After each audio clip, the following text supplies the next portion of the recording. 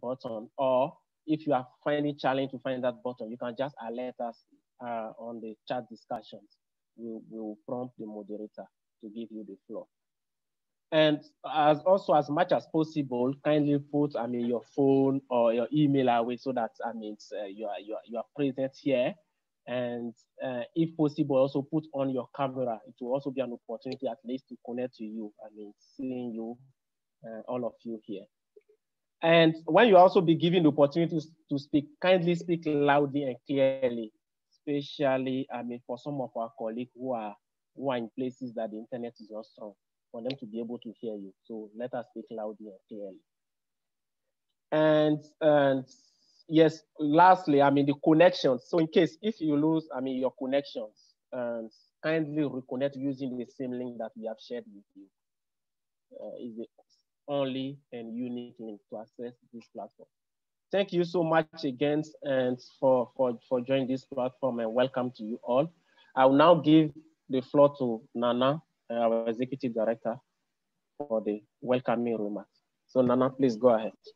Thank you very much, Leand. I'm very excited to see. I just wish everybody could put their videos on so that we see our faces. But I know that you have internet challenges. You may have internet. So if you can, please put it on so that at least we can all see.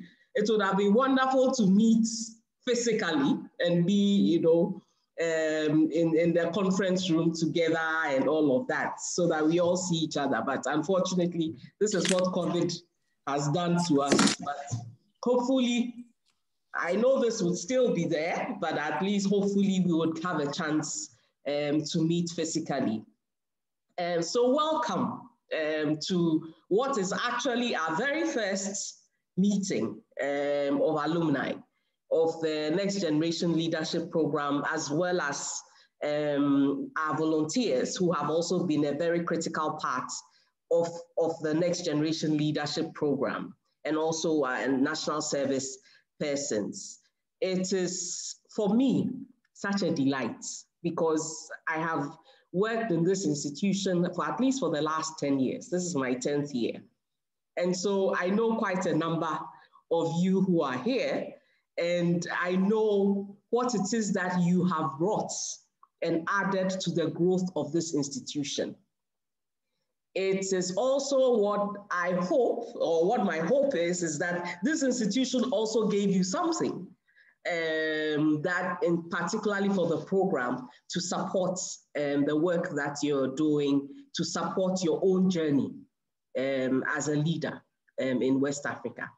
And why am I mentioning this? Because West Africa, we are in crisis.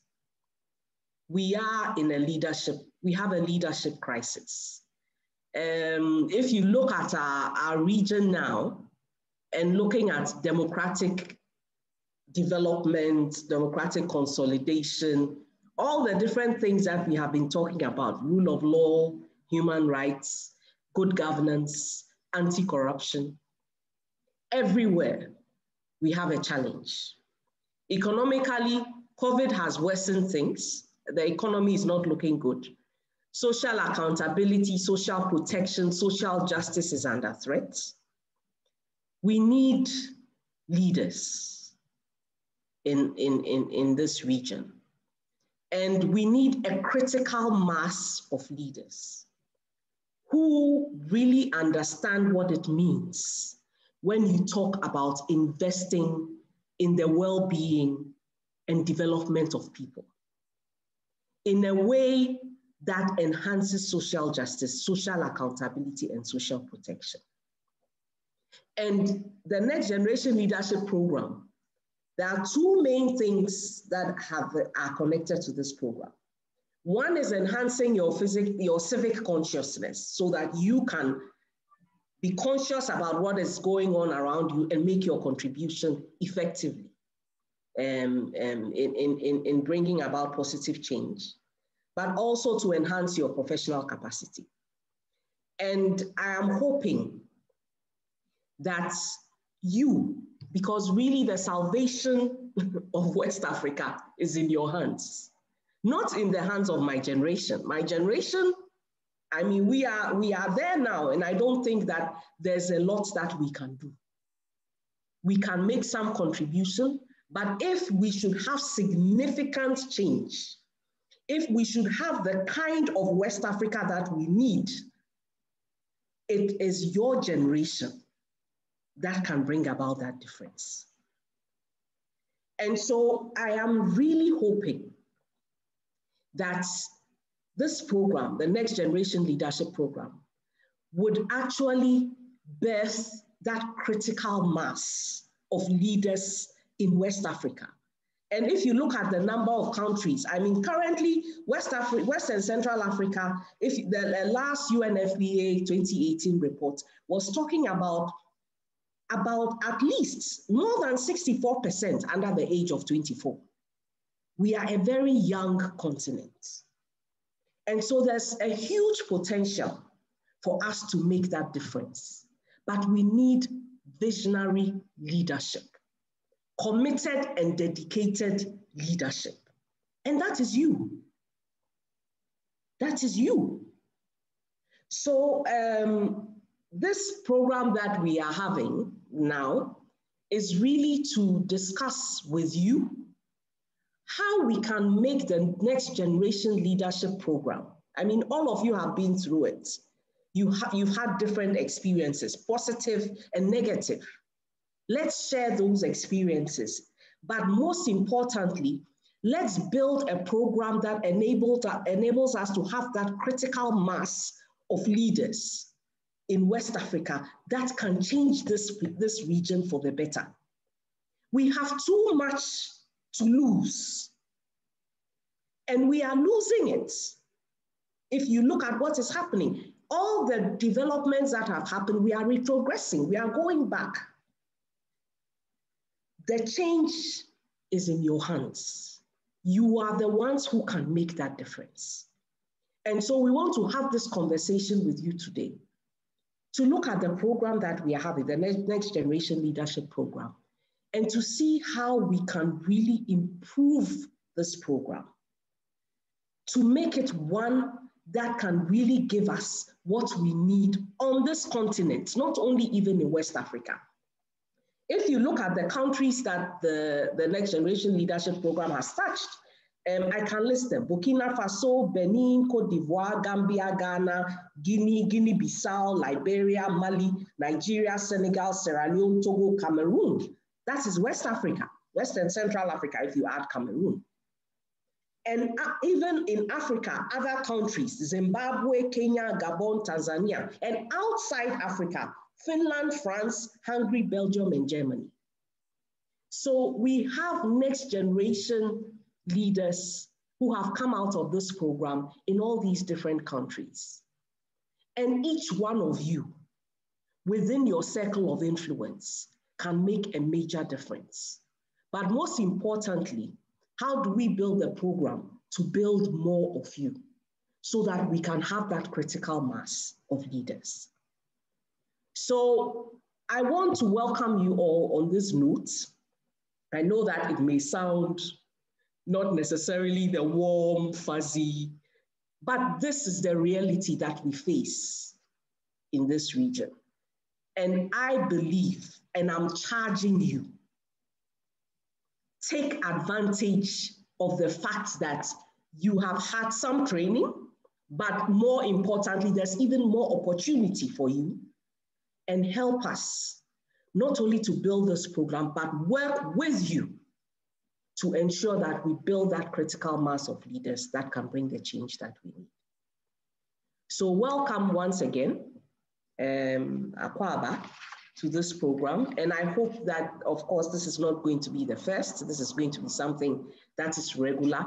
And in different ways, we will find ways to engage and connect. I am hoping that the next one that we have will actually be a face-to-face meeting, because it's always better. It's always better to meet face-to-face. So welcome once again.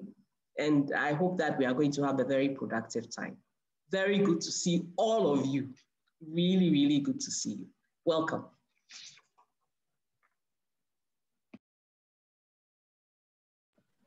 Thank you so much, Nana. Thank you so much for that welcoming remark and the call to actions. I mean, to all of us here, alumni of the Next Generation's leadership programs, to as opportunity for us also to contribute to make the program more impactful. I mean, in various ways or in our various community, but more importantly, also contribute. I mean, from our various community in the process of building a mass of leaders in the regions, and I mean, also take the advantages of where we are or the various platforms that we find ourselves to work with Waxy in various ways. Thank you so much, Nana, for that welcoming remark. We are happy seeing you and having you here.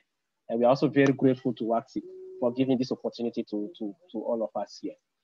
So we will now move on and I mean call Charles Van Dyke, if you are here, to make a presentation on the evolution of the Next Generation Leadership Program, where we started from, where are we now, and what is next. Thank you. Thank you so much, Leon. I just want to share my screen right now. So just hold on, please. Thank you.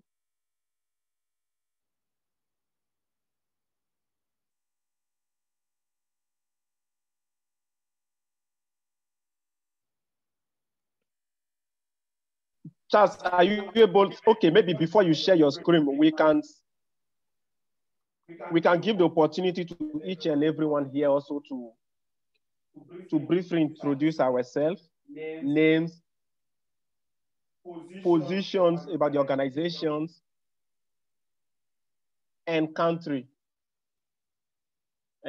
So name, positions, I mean, from where we are working now and the country. I will start, I'll just mention the name based on the list that we have here that appear on the screen here. So I'll start from, I'm saying, okay, Lisa, kindly go ahead. Thank you, Leand. My name is Lisa, and I'm currently on the Next Generation Internship Program. I'm with the Capacity Development Unit. Thank you so much, Lisa. Adama Dembele, kindly go ahead. Good morning. My name is Adama Dembele. I'm originally from Mali. I'm based in South Africa. I work for Freedom House as Senior Program Officer. Thank you so much. Thank you so much, Adama. Age Marilyn, kindly go ahead. Good morning. My name is Marilyn Age, and I'm from Benin. I'm currently under the Next Generation Internship Program under the Knowledge Management Unit. Thank you. Thank you. Araba, kindly go ahead.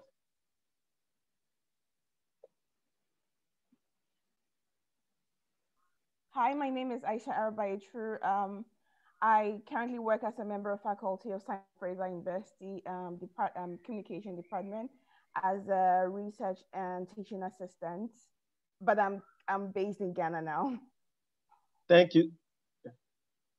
Okay, thank you so much, Araba. Shamrit, kindly go ahead. Good morning, Leon. Good morning, everyone. It's a pleasure to be with you. My name is Shamrit Pradono. I'm Beninese, but I'm currently based in Dakar, and I serve as immunization advocacy officer with Speak Up Africa. Thank you. Thank you so much, Shamrit. Chikamso, kindly go ahead. Okay, thank you, Leah.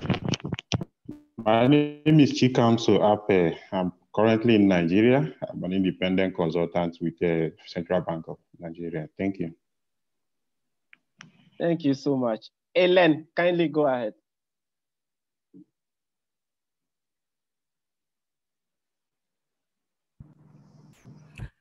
Hi, good morning, everyone. Sorry, I'm a bit late. I'm just having my breakfast now. I'm just getting to the office. My name is Ellen Siawongo. I'm from Sierra Leone. I'm presently the project coordinator for WashNet project accountability and donor funding. Thank you.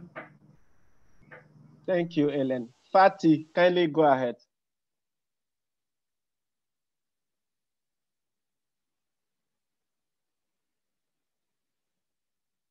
Fatih, your microphone is muted. Okay, Ijoma, kindly go ahead. Hello, everyone. My name is Ijoma. I'm speaking from Lagos. I'm currently under the Next Generation Internship with the Policy Advocacy and Influencing team. Nice to hear from everyone.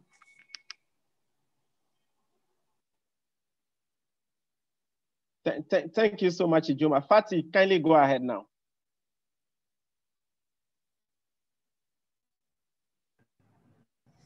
Good morning, everyone. I'm Fatih Kombaduno. I'm calling from Guinea-Conakry. I'm working on a project of children early marriage in Guinea-Conakry here.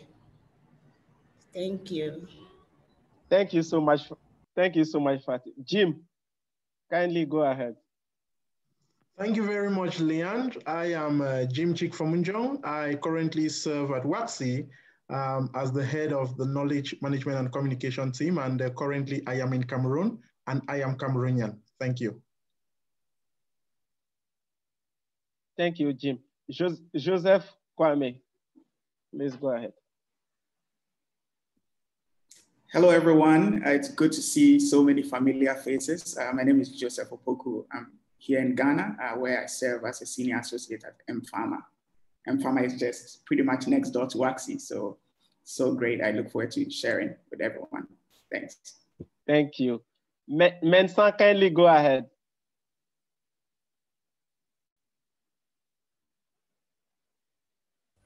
Hello, good morning, everyone. My name is Mensa. I'm a Togolese. I'm currently in Guinea. I'm working with Catholic Relief Services as a project management on COVID response community project. Thank you. Thank you so much. Diallo, Mukhtar Diallo.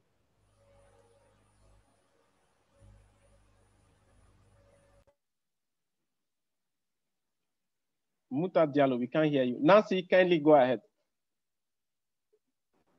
Okay, hello everyone. My name is Namsi Kankam Kusi, and I'm currently with the Knowledge Management Unit as a program assistant of WAXI. Thank you. Thank you, Nancy. Diallo, kindly go ahead. Thank you, Leon. Good morning, everyone. My name is Mukhtar Jallo. I'm currently in Nigeria, working with ECOWAS under the Social Affairs Division as a program assistant. Thank you. Thank you, Diallo. Usman, kindly go ahead. Thank you, Leon. Good morning, everyone. I'm Usman Jibisambu. I'm originally from Senegal. I'm currently serving with Afrobarometer as the Francophone Communications Coordinator. And I'm currently based in Accra, here, Ghana. Thank you very much. Thank you, Usman. Rashad, please go ahead. Hello, dear all. I hope we are doing amazing. So I'm Rashad Bani Samari, and I'm currently working with the Media Foundation for West Africa as a program associate. It's awesome to see you guys, all of you. Thank you. Rosine, kindly go ahead. Hello, everybody. My name is Rosine Kadeji. I'm currently working with CARE International Benin Togo as Knowledge Management and Communication Officer. I'm Beninese and I'm based in Cotonou. Thank you. Thank you so much, Rosine. Selassie, please go ahead.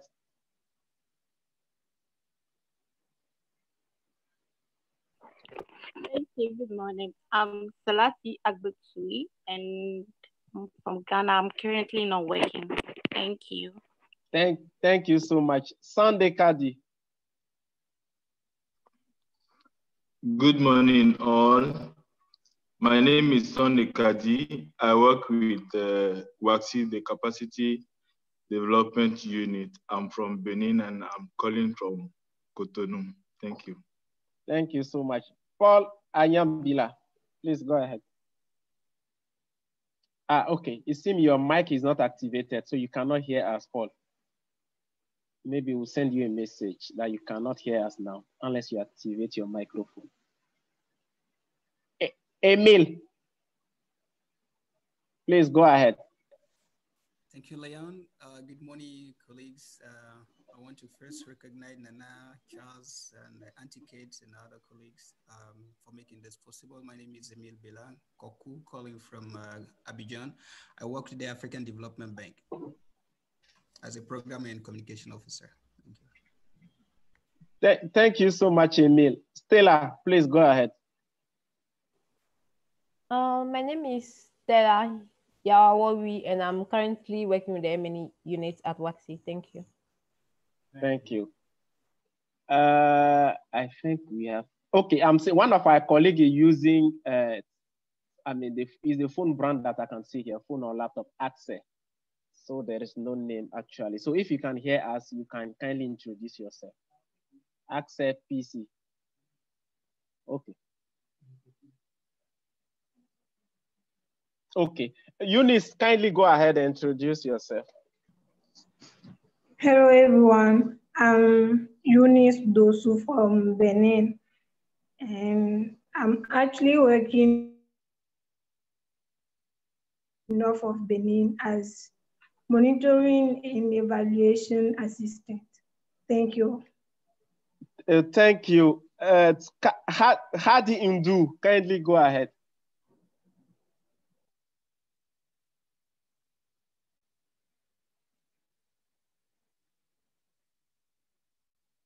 Hadi Indu, can you hear us? No. Kaburi Kamed, your mic also is not activated, so you can't hear us. Who else here has not introduced him or herself? Hadi is back. Hadi, kindly go ahead. Hadi do.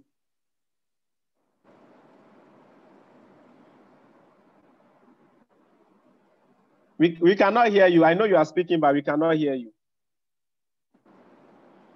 Yeah.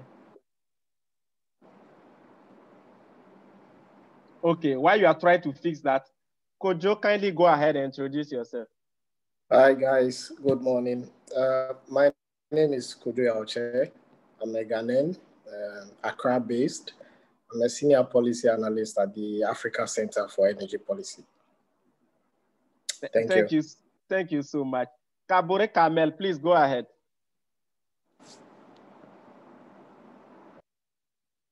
Your microphone is muted. We can't hear you. Your microphone is still muted. I know you are speaking, but your microphone is muted. Can you hear me now? Yes, clearly. Okay. I am Kabore Kamel Sejin from Burkina Faso, and I'm working currently as a CEO of a youth-led organization. Thank you so much, Carmel. Paul Ayambila, I think now you can hear us. Can you please introduce yourself? No, your microphone is still not activated. Can you hear us, Paul? No. Okay. So, and Hadi Undu, is your mic okay now? Hadi Undu, no. Okay. So thank you so much, for making time for this webinar again, once again. So we'll now give the floor to Charles. Charles, are you ready? Yes, please, Leanne. Thank you so much. I'm just sharing my screen.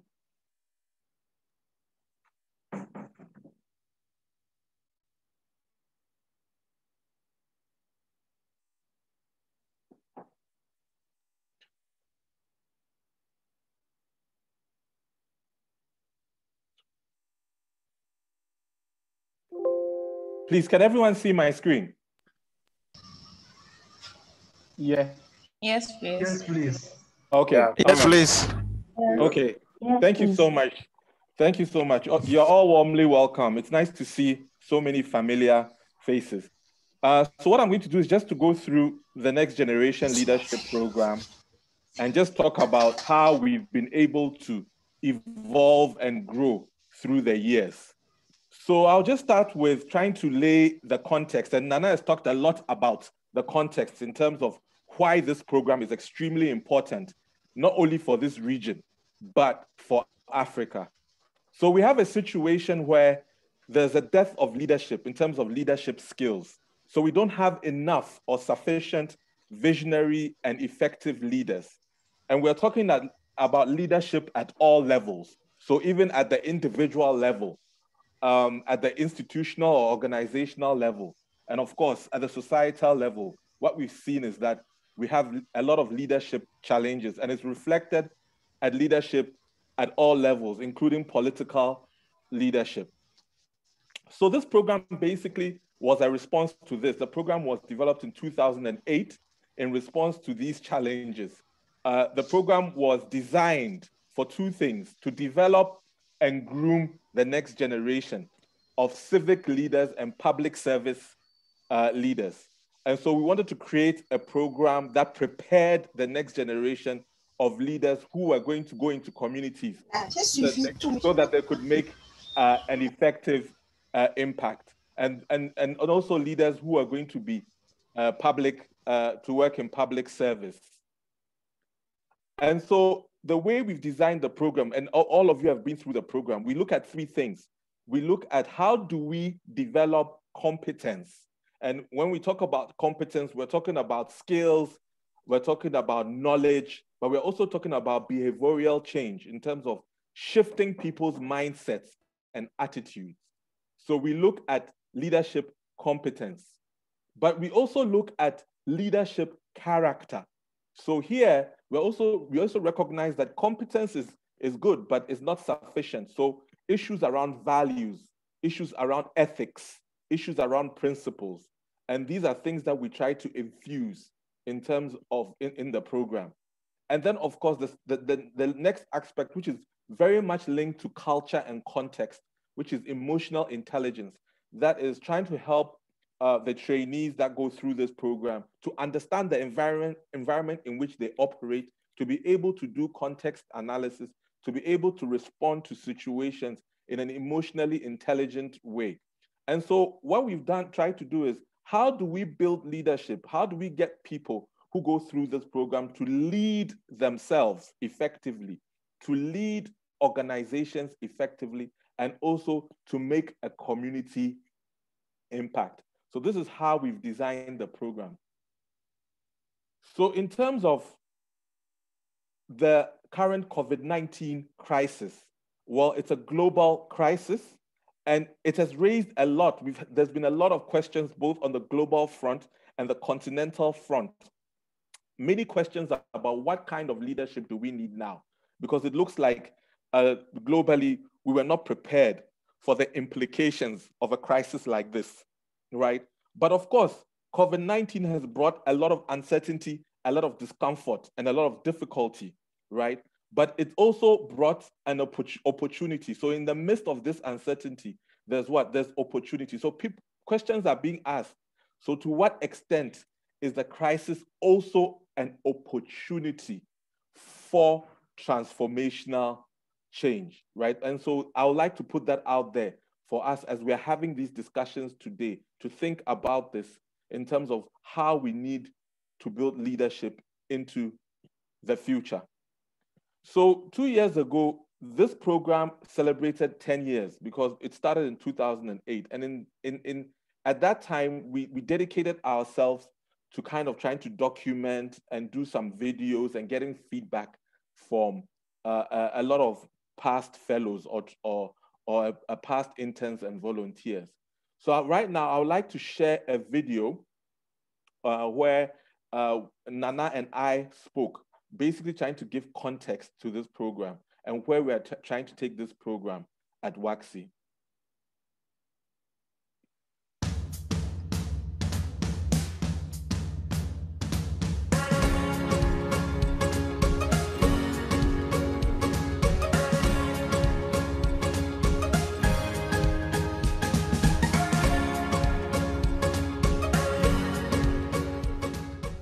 The Next Generation Leadership Program for WACSI is critical for developing youth leadership within the civic space in West Africa.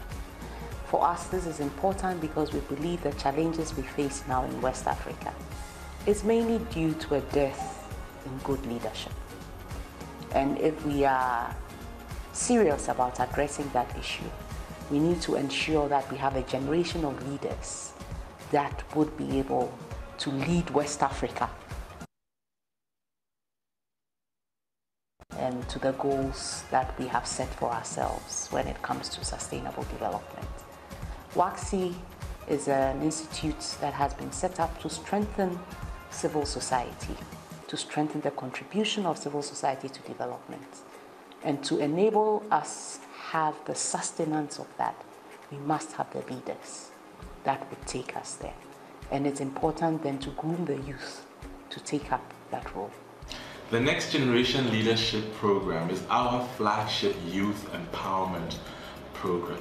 The program is designed to provide young people with a full experience of building their capacity. You have opportunities to get training through an internship program, an opportunity to also step up your leadership skills through a middle level program we have christened as the Civil Society Leadership Institute. We've also realized it's important for young people to create knowledge about civil society and governance. So we've also developed a research fellowship. So with all these components mixed together, it basically creates a program that is all empowering and that is producing amazing results. What we're trying to do here at WACSI is to ensure that the future of civil society is secure, that young people are ready to lead civil society and influence social change. This program is about civic innovation. This program is about making an impact within communities in this region.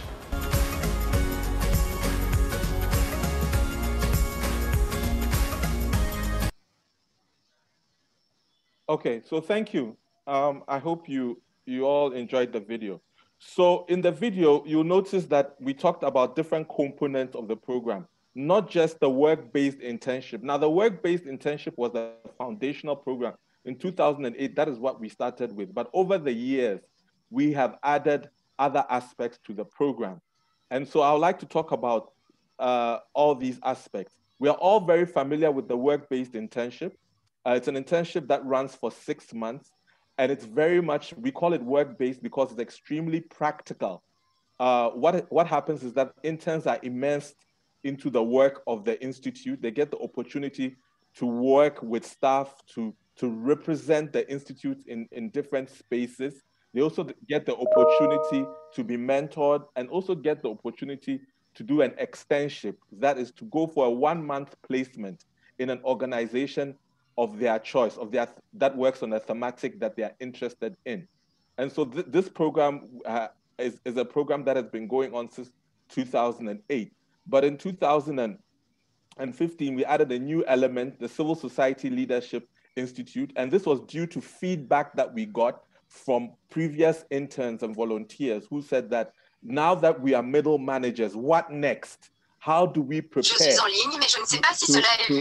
How do we prepare ourselves for the next level of leadership, which is at the executive level? So this is more of a middle level training that we do for middle managers. And it's usually an extensive 2-week training, and it has a mentoring, intergenerational mentoring component where we interns are placed with seasoned practitioners or professionals within the space. And so we've run this program twice, in 2015 and in 2017. And then we went further ahead because we're very much concerned about documentation, about how we can provide a space for young researchers. Because what we saw was that when we look at knowledge curation and knowledge management, most of the research programs were for those who had been in the research space and were retiring. And we thought that, no, it's important to have research programs for young researchers. So we also developed the Next Generation Research Fellowship, and we've had a couple of fellows go through that program. It's a very flexible program that we try to respond to each fellow's needs. So basically, what has been the goal of this whole program?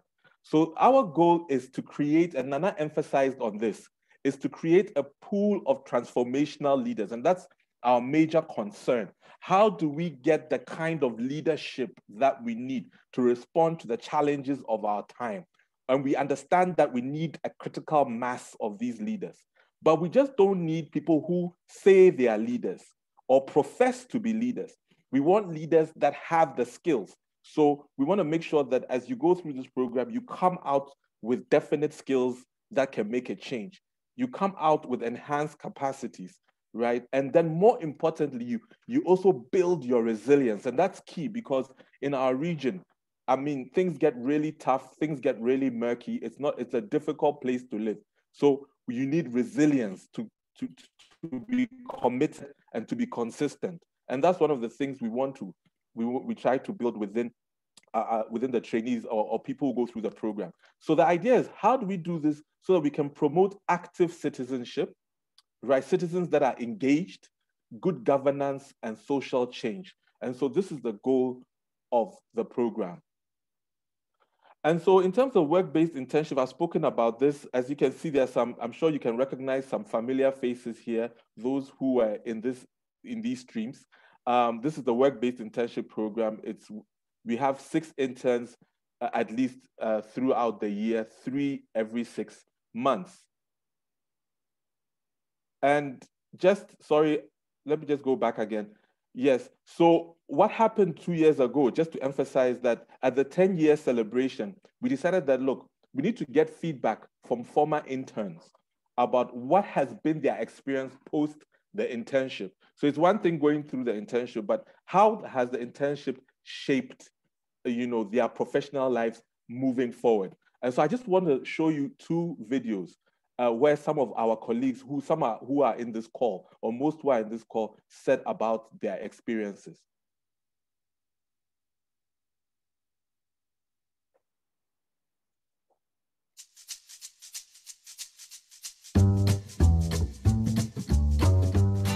Can you believe the WASI's Next Generation Internship is 10 years old? Over the past decade, we've had the pleasure and privilege of working with some of the brightest future leaders in this region. Here's what they have to say. Hello, my name is Hadi Noor. I'm a Senegalese and I am an alumni of the Next Generation program. As a program assistant in the capacity and development unit, I got a lot of skill in leadership, I got knowledge, and also I improved my English. The program for me to know the role of the civil society, and then I am very happy to be back in this program, and I thank WAXI and all the partners to give me the opportunity and to give the next generation this opportunity. I'm here and I will continue my struggle to empower women and girls. Thank you. Hi, my name is Kima Fode. I was on the Next Generation Internship program from January to December 2008. After that, I decided to focus my career in the third sector. Currently, I work as Grants and Partnership Officer at the T.Y. Danjuma Foundation, the first indigenous grant-making organization in Nigeria. That decision to focus my career in the third sector was largely informed by the top-notch mentorship we got while on the internship program. And for that right choice, I'm forever grateful to WAXI. Thank you. Salut, je me nomme Chambrette Padonou et je suis actuellement le coordonnateur du projet de réforme des politiques en matière de drogue en Afrique de l'Ouest. J'étais un stagiaire du programme de la nouvelle génération en 2016 et ce programme m'a beaucoup aidé en termes de renforcer mes capacités en gestion de projet puisqu'il m'a permis d'avoir une expérience pratique en ce qui concerne la mise en place, l'exécution, l'élaboration de projets en Afrique de l'Ouest. Je remercie beaucoup WAXI pour cette opportunité et j'encourage tout jeune qui souhaiterait se lancer dans le secteur du développement de bénéficier de cette opportunité qu'offre WAXI par le programme de la nouvelle génération. Merci WAXI et joyeux anniversaire.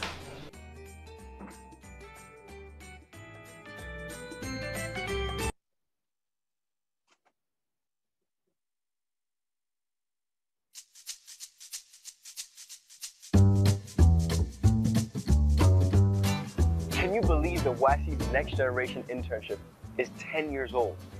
Over the past decade, we've had the pleasure and privilege of working with some of the brightest future leaders in this region. Here's what they have to say. Hello, my name is Joel Lua from Guinea. I'm a 2016 Next Generation Internship Program member. The internship was a very wonderful moment. and it actually added a lot of value to my professional career. I learned a lot. I came here with a lot of expectation, and I got more than what I was expecting before coming. And I thank WASI for the opportunity, and I encourage also WASI to keep on doing it, to expand the opportunity to other young leaders who are outside there and waiting to be impacted by what is going on here through this Next Generation program. Thank you. Hello there, my name is Aisha Arba, a product of the West Africa Civil Society Institute's Next Generation Internship Program. I leverage on opportunities the program offered to enhance my public speaking skills, to be assertive, analytical, and confident. These values have shaped my career path in the civil society sector over the past 6 years, working as a governance, gender, and security policy analyst. I want to say thank you to WAXI for the opportunity, and to hope that many more youth will get the opportunity to develop these skills to contribute to nation building and contribute to rewriting the narratives of Africa. Thank you. Je suis Rosine Agosi-Keledi, bénéficiaire du Next Generation Internship Programme en 2013 à WAXI, où j'ai eu les meilleurs outils de gestion de communication d'entreprise, de leadership pour la jeunesse et d'administration en général. L'opportunité la plus grande est celle de travailler dans un environnement multiculturel, ce qui me permet aujourd'hui d'être jeune activiste et responsable à chargé de communication de Social Watch Benin. Merci.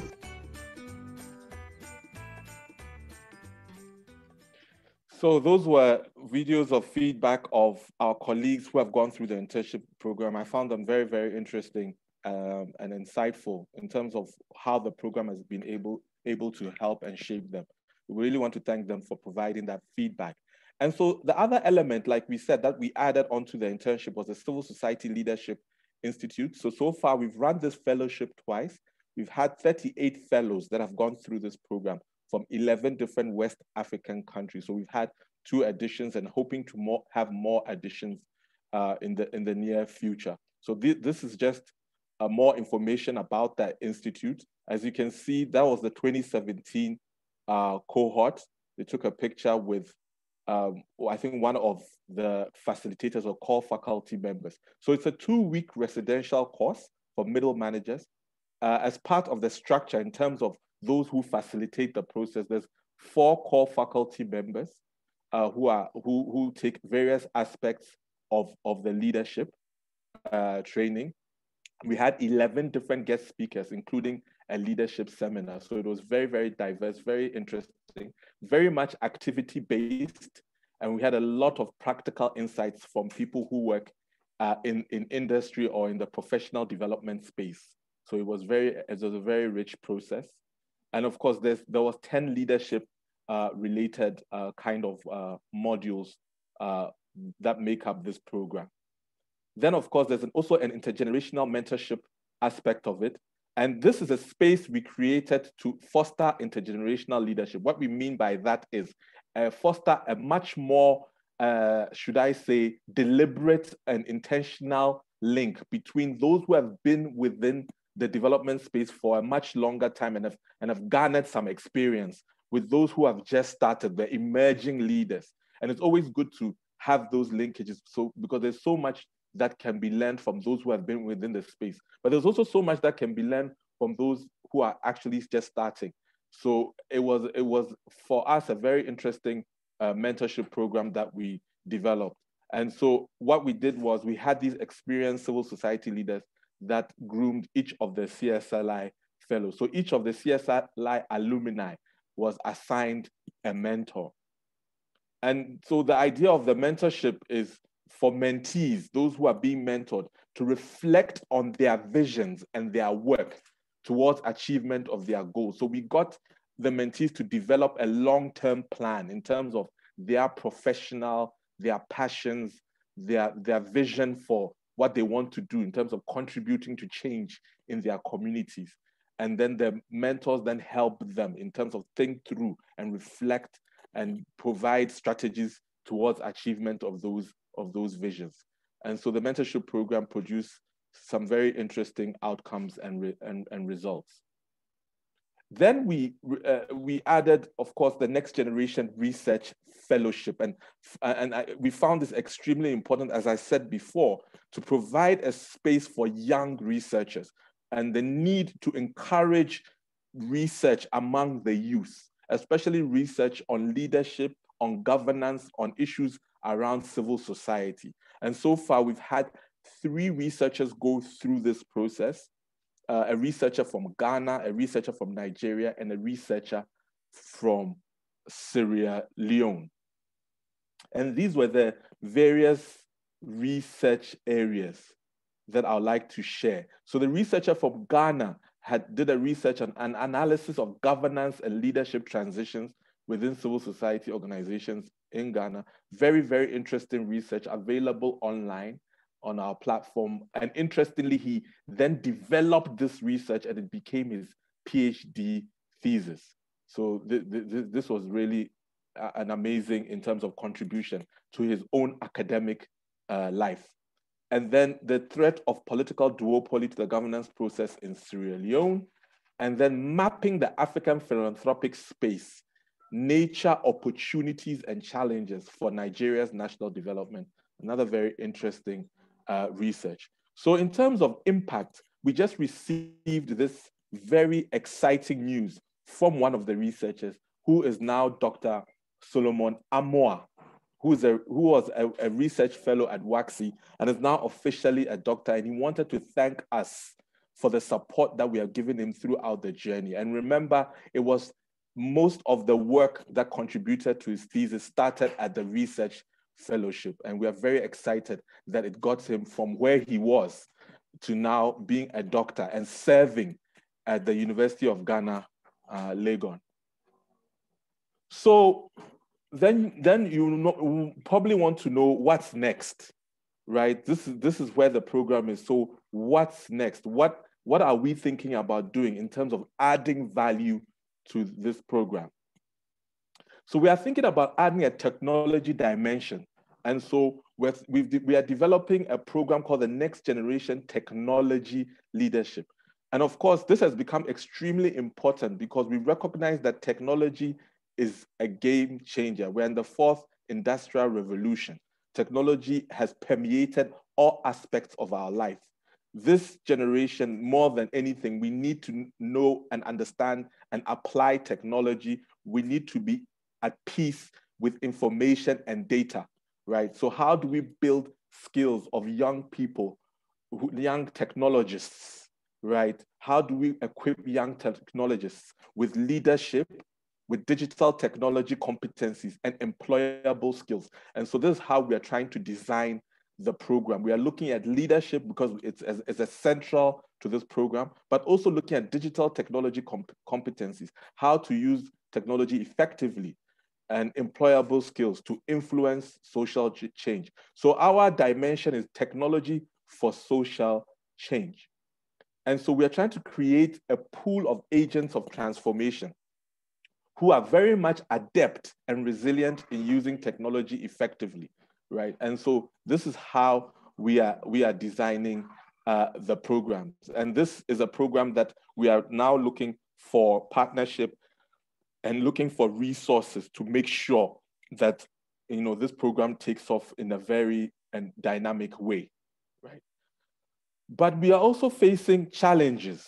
We are facing challenges, and I would like to share these challenges. And one of the reasons why this meeting is going on is because we believe that all of us together as alumni, as those who are facilitating the process of WAXI, have ownership interest in this program.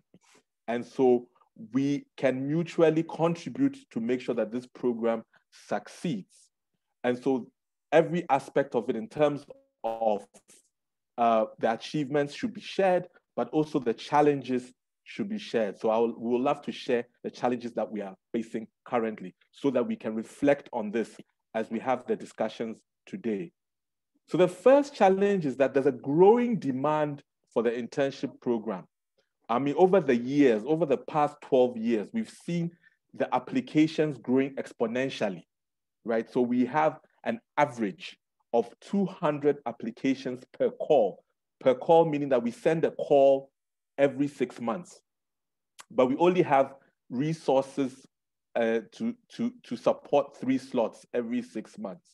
And we recognize that there's more that we can do, but we also need the resources to do this. Then there's the issue of language. Now, as an institute, our languages are English and French. But of course, our working language is mostly in English, right? So we've noticed that the primary language of interested persons sometimes prevents some potential interns from applying. So those who are Francophone and feel that they don't have a basic English competency are sometimes not encouraged to apply, even though as an institute, we have tried our very best to put in place mechanisms to encourage everyone to apply, no matter the competence of English that you have, even though we do recognize that a basic English competence is helpful. So how do we surmount this challenge, this language challenge? Because we believe that language should not be something that should limit opportunity. Then thirdly, we are looking at how do we find sustainable resources to provide support to the whole entire program and the various aspects. So how do we get sustainable funding from partners to fund aspects of the internship, to fund CSLI so that we can do it more frequently and in a more scheduled manner, to fund the research fellowship, and also to kickstart the tech initiative. So this, we are bringing to you ideas in terms of resource mobilization to get support for this program. How should we pitch this program? How are we pitching it? What are some of the gaps that you've noticed in terms of how we are pitching this program? What are some of the things that we could do to pitch this program so that it attracts attention from partners and funders? And then, of course, the need to tap into the potential opportunities and relationships within this alumni network. So we've recognized that this alumni network is a very rich network in terms of networking, relationships, connections, and that we need to be more strategic in terms of how we facilitate engagement within this network. So I'm very excited, and my colleagues too are also very excited about this opportunity to get ideas from you on how you would want to be engaged and how you think we can really grow this network and develop this network so that the network works for all our mutual benefits, right? So I'm looking forward to the discussions today. So thank you very much. Thank you for this opportunity and welcome once again.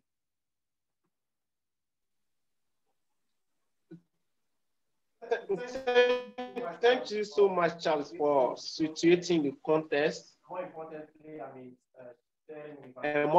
importantly, sharing with us the journey, how it started, and what were some of the elements that we added along the way, and what we are planning to do as part of our way forward or next steps in terms of other initiatives that we will also add. I don't know whether Nana is still here. She has already left there. She has already left the platform. Okay. So, a quick summary about what Charles talked about. He just said that we started from the work-based internships that were looking at giving the opportunity to fresh graduates who are interested in civil society sector and also interested in the area of work of WACSI to get relevant experience in terms of knowledge, skills, attitude, and all that. And after that, we talked about, they need to groom the next generation of leaders who will take the hail or the will of civil society organization within the regions, and that led to the creations of the CSLI, Civil Society Leadership Institute, which were also interfaced with the intergenerational mentorship program. And there were also the need for documentations and also knowledge creations, and more importantly, giving the opportunity for young people to engage on, research-related issues, especially related to the civil society sector. So that also led to the initiation of the Next Generation Research Fellowship. And you also, stress on the goal in terms of overall goal of this initiative, the various initiative, which is creation of a pool of transformational leaders in the regions. In terms also what next we talked about the technology dimension or elements that we need to add, and we are currently working on the next generation tech leadership to strengthening our capacity in terms of technology usage and also how to apply it on our daily work. And challenges, you mentioned challenges, of course, which is also common for every single initiative. But you talk mostly, more importantly, about the mutual ownership that I find it very interesting. Mutual ownership to make it successful. And when we're introducing ourselves, I know most of, all of them here now are occupying leadership positions in various organizations, and especially looking at the first challenge of having high demands that we cannot always meet. Maybe why not we also in our various organizations give opportunity to also fresh graduates also to get relevant experience in the work that we have been doing. Could be 6 months, 2 months, or 3 months. Based on what can actually work within our context. So, Charles, thank you so much for taking us through this. This journey. It was very enlightening and educating for all of us. And I've seen a couple of hands. Rashad, who have raised his hand. So we'll give the floor. If you have 1 or 2 people who want to intervene, and also give. After that, we also allow few of our colleagues who join us to introduce themselves before we move to our first panel of discussion. So Rashad, kindly unmute your microphone. Thank you very much, Leon, for the opportunity to make a quick contribution. And Rashad, you are speaking, we can't hear you. Oh. Hello, can you hear me? Okay, thank you. Thank you. Please go ahead. Yes, please. Thank you very much, Leon, for the opportunity given to speak. And thank you very much, Charles, for your presentation, which was quite very much interesting. I've written a lot of things. But with regards to the challenges underlying, the first one that I noted was the one in relation with the language barrier. I know so many people who have expressed to me the desire to apply to the internship, but were unable to because of the language bit. And so I thought that it could be, if possible, we could maybe partner with other CSOs in French-speaking countries. We could have conversations with those CSOs that might be interested in this program, because one thing is clear, there's always this need for extra hands, and some CSOs have the desire to share knowledge with this group of young people. So if we could partner, if possible, with other civil society organizations in French-speaking countries and see how we could strategize around it, I think it could be amazing. This made me think about the YALI program. There's the YALI program in Ghana for English-speaking countries, as well as Togo and Burkina Faso for those who can speak English. And there's the Senegal option for those who can't speak English and who want to have the feel of the French language. So I think that the same way this is done, it's possible for WACSI to partner with another CSO. Aside from it, I also think that the average of 200 people applying per call is quite amazing. And this shows the desire, the burning desire that young people have of wanting to access opportunities. And so I think that if it's possible, if we could extend the number of organizations taking part in the internship. So we have a pool of 3 or 4 organizations offering this opportunity to 3 interns per call. So if every 6 months you have 3 organizations, that's about 9 people having this opportunity. This could be really interesting. I am sure that, Charles, you know some organization that would be very much interested, and taking part in the internship and the externship, working with another organization. This made me see that, of course, there are some organizations that need this extra help, that need other people and that want to impact. So if it's possible to widen the pool of organizations taking part in the program, it could address both the language issue as well as the situation with the numbers. Thank you. Thank you so much, Rashad, for I mean, it's both question contributions. Thank you so much for that. And I'll give the floor to Charles if Charles also wants to make comment on that. Thank you so much. No, just very short comments. Thank you so much, Rashad. I think there are very great suggestions you're making in terms of partnering to expand the program.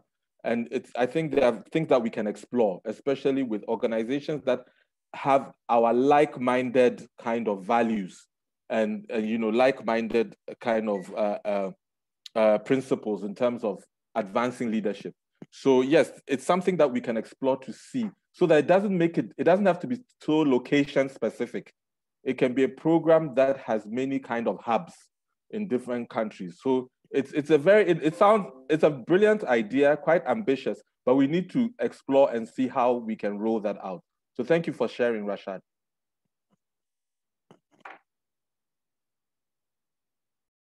So thank you so much, Charles, for that brilliant presentation. I mean, very helpful. Okay, I'm seeing another hand. Okay, Chikamso, so please go ahead. We can take you, quickly as the last person. Go ahead. Okay, thank you. And thanks to Charles for that wonderful presentation. For my own suggestion under the challenges, I think the next step that Charles has already outlined is very, very necessary. Looking at all the youth uprisings around West Africa. So going technology in everything that WAXI is doing now, it will be very, very nice in strengthening youth participation and youth even taking governments accountable on what actions they are taking. So it's very nice. But the challenge that I want to also contribute is the growing number of applicants. When you talk about the growing number of applicants, you see that the desire to participate is there among the youths, but the opportunity, the capacity to accommodate those desires is not there. So I think the best thing to do is also to go digital.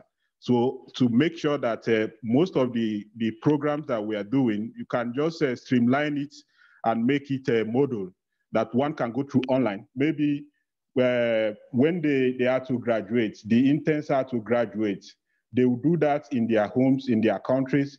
When they are to graduate, WAXI can send delegates, maybe give them 1 week of physical training. Then after that, graduate them at the end of that week. I think that will also help to solve that problem and also help to expand WAXI's reach in this program. Thank you. Thank you so much, Chikamso. That is also a very brilliant suggestion and recommendation. Duly noted. Thank you so much for that. And okay, I know, other colleagues also want to address some of the challenges. You'll be given the opportunity, especially on the last session of that discussion. So let me take, Joseph, quickly. I think you also want to intervene on this. Joseph, are you with us? Yes. Can you hear me, Jan? Clearly. Okay. So, I think that, listening to the challenges and overwhelming, number of applicants, I think there's a radical idea I want to put on the table, because I think ultimately when it comes to it, it's about, having the financial capacity to be able to, support a more broader number of people. So that would not be a bad idea to be that, as a group of alumni, a lot of organizations, institutions for alumni, so that people participate in the program. So it would not be bad to begin to build the right building block for all of us to come together and see if potentially there's an opportunity to sponsor, one person.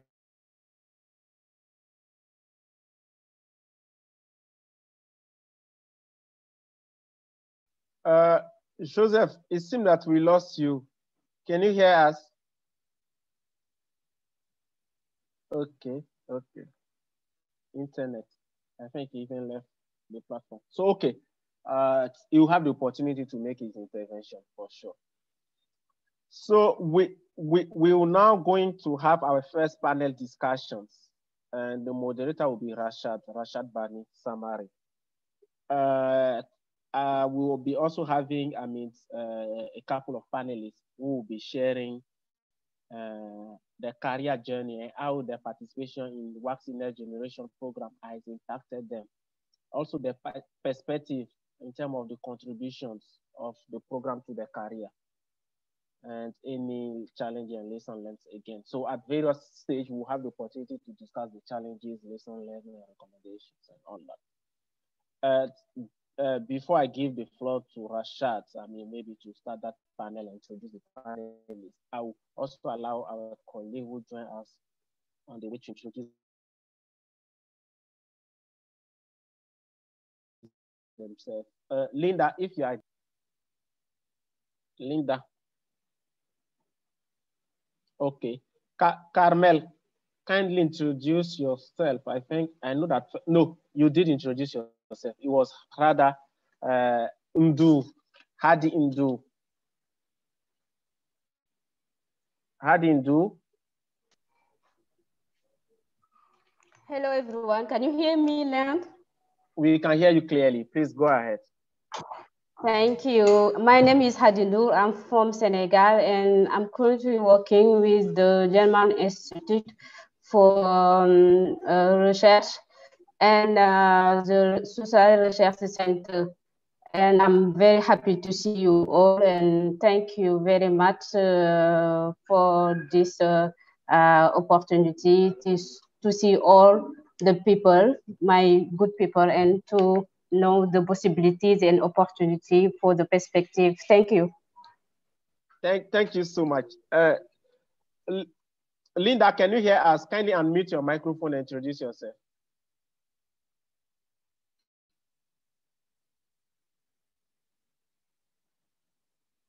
Your microphone is muted. Okay. Yeah. Yes, go ahead now. Okay. Hello, everyone. I'm Linda Komnasesi from Benin. I'm a United Nations volunteer, and I have worked on conflict prevention and the fight against violent extremism in the border areas of North Benin. Thank you. Thank you so much, Linda. Joel Lua, kindly unmute your microphone and introduce yourself.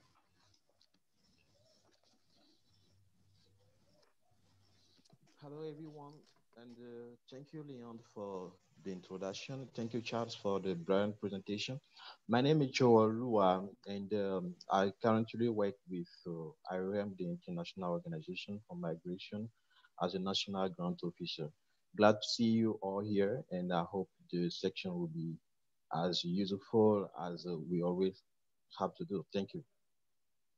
Thank you so much, Joel. Oluwafemi, kindly go ahead and introduce yourself.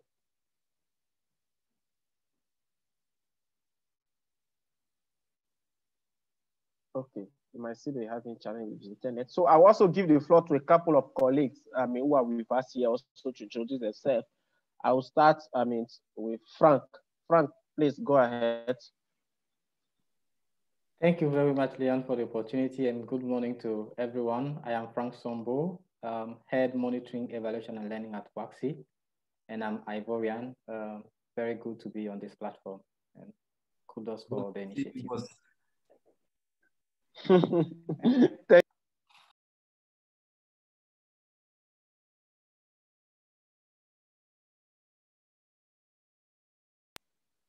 Ibrahim, are you still with us here? Your mic is muted. Yes, Leon. Okay, please go ahead. Good morning to everyone. Ibrahim want to see. They said they want to see your face. Please put your video.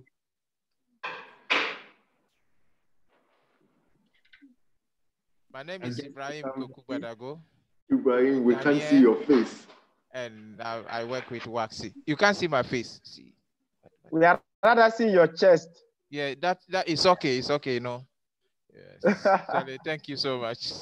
Thank you, Ibrahim. Nice seeing all my good interns. Thank you. Thank you. Thank you. Thank you. Thank you so much. Ibrahim, they are no longer your interns. So you are speaking with director, program manager, program officers. Okay, Catherine, please, are you still on the platform? Yes, Leand, I'm here. Kindly go ahead. Okay, so this is your own Mama Waxy. Hello to everybody. Hello. Hello, Mama Waxy. Hello, Mama Waxy. I'm so happy to see all of you. Auntie Catherine, good morning. Good morning. Good morning. Adam.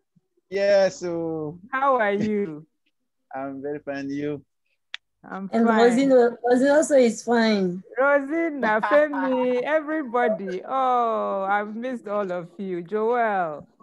Wow. Catherine, it seems you are very popular. That sounds good. Thank you so much. Thank you. Thank you for your platform. Glad to hear you. Kwabena, are you here, please? Where's Kwabena? Kwabena. Okay. It might be. He's not in. Ruth, kindly go ahead and introduce yourself, Ruth.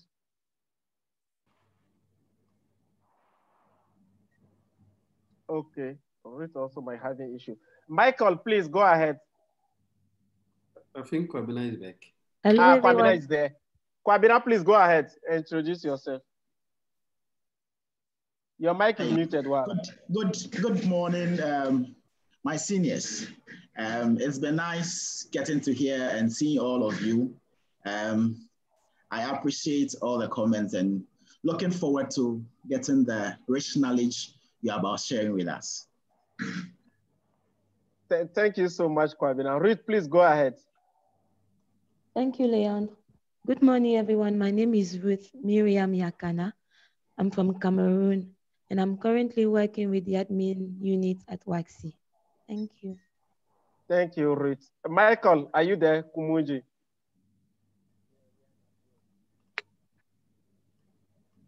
Okay. Okay, so we will now move on. I'll give the floor to Rashad, who will introduce our panelists and take it from there. So, Rashad, you have the floor. Hello, Thank good you so morning, much. everyone, once more. And it's a pleasure for me to be here. So, yeah, the beginning of the panel discussion. So we know that in the 90s, West Africa witnessed the democratic tides. And in that period, experts in governance forecasted the resurgence of the rule of law for the people, the governance of the people, for the people and by the people. Many people thought of this new wave of change, which would, of course, generate a whole, which will catalyze change, job creation for the youth. Fast forward, the state of affairs are not what we expected. We have a dent on democracy and spike in poverty rates. Today, not only West Africa is witnessing a fast deteriorating democracy, but rates of unemployment are rising. And just yesterday, I was speaking with someone who told me that it's like a miracle completing school and getting a job. So we are here. And it's against this background and many other issues that we have the Next Generation Internship, of course, to build transformational leaders. And here at our meeting, I have a beautiful panel, an amazing panel. We have Ms. Aisha Araba, who is a teaching and research assistant at the Simon Fraser University in Canada and a PhD candidate at the University of Ghana. She's a political scientist and a strong believer in women and girl child empowerment. We have Ms. Carmel Sejin Kabore from Burkina Faso, who is the CEO of the African Youth Initiative for Development, which is an association of young people working to contribute towards the development of Burkina Faso and Africa as a whole. We have Joseph Opoku. I don't know if he was able to get back online. He's program officer at, he's senior associate at M-Pharma, which is an an organization that works towards making medicine available towards Africa, across Africa. And then Adama Dembele. I had the pleasure to meet him once, Adama Dembele, very fantastic person, who is senior program officer at the South African branch of Freedom House. And Freedom House is an organization that works towards fostering freedom of expression, press freedom, and all these points. And so I don't know if my panelists can wave so that I would know that they are all in-house. I see Adama, I see Kamel, I see Joseph. That's amazing. That's great. So I think we would have a ladies first approach, and I might start with Carmel. If she agrees, of course, I might love to start with Carmel and know first of all what her journey has been like, what her transformational journey has been like, putting an emphasis on how the Next Generation Internship impacted her career. Yeah, that is how I'd love to begin. Just some 5 minutes because we have some few other things to reflect on before delving into a question and answer session. So Carmel, could we have you please? Hello, can you hear me? I hear you 100%. Okay, thank you very much. I'm glad to join this virtual activity as a panelist, and I'm very delighted to share my experience and perspective about the Next Generation Internship Program. Before coming to this point, I would like to introduce myself and talk about my career journey so far. So I've worked at WAXI last year from June to December as capacity building an intern. After WAXI, I have worked at WANEP Burkina as assistant for Women in Peace Building Network program. And currently I'm working as a CEO of African Youth Initiative for Development. That is a youth-led organization committed to build an African society where youth is fully involved to develop their community. So my experience at WAXI was an amazing experience, and it was a great learning experience for me. And I even wrote an article at the end of my internship on that, entitled "A Dream Come True." So you can go on the website and you can see my article. And this article catch up all the incredible moments that I've spent in this organization and what I've learned and how this program empower me. And today is an opportunity for me to share again with you this moment. And when I applied for this program as capacity building intern, I knew that my overall duty was to assist this unit but I was surprised when I learned that they have designed a series of training for us, and I really appreciated this training. And also during my internship, I assisted and coordinated program in countries like Liberia, Guinea, Sierra Leone, Gambia, and this built my capacity to work and communicate with people from different backgrounds. And also I appreciate the externship program designed to allow interns to have another work experience in the domain of professional interest. And as a student in gender, population, and development, this internship deepened my knowledge on the gender context in Burkina Faso. So overall, my time at work strengthened my organizational, managerial, and relationship skill. And it also helped build my confidence and ability to work within multicultural environment, and my ability to communicate in English also improved dramatically. So Nowadays, I can strongly confirm that what I've learned at work is helping me a lot at work. So I don't know, Rashad, if I can Yeah. speak in French a little bit. Well, I hope that everyone on the page, on the meeting, is bilingual. I mean, I don't mind, but I'm not sure everyone is bilingual.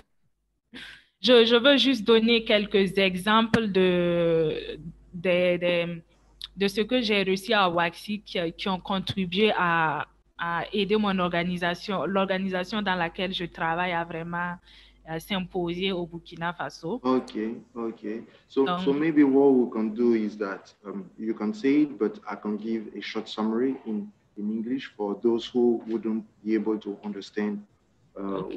what you would say. Ok. Is it fine? Donc, ok. Donc, je So vais you must be résumer. snap. Ok, il n'y a pas de problème, ça marche. Donc, disons que comme je suis coordonnatrice, notre organisation vraiment avait des problèmes de gouvernance vraiment, et d'organisation. C'était pas vraiment professionnel, comme on peut le dire. Donc, quand je suis arrivée avec ce que j'ai appris à Waxi, on n'avait pas vraiment de réunion, on n'avait pas vraiment de rapport, même des rapports annuels, on ne faisait pas. Et quand je suis arrivée, avec ce que j'ai appris à Waxi, j'ai essayé de réorganiser un peu l'organisation. Donc, depuis décembre 2019, on a des réunions chaque mois qu'on organise. Et également, quand je suis venue à Waxi, j'ai appris à écrire des projets et tout. Et disons que ça a contribué parce qu'on vient d'avoir un premier grant pour un financement de 21 000 dollars.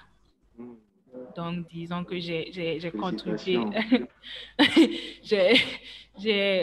J'ai contribué avec l'équipe à rédiger ce projet et on a vraiment eu le grant et on est en train de travailler dessus.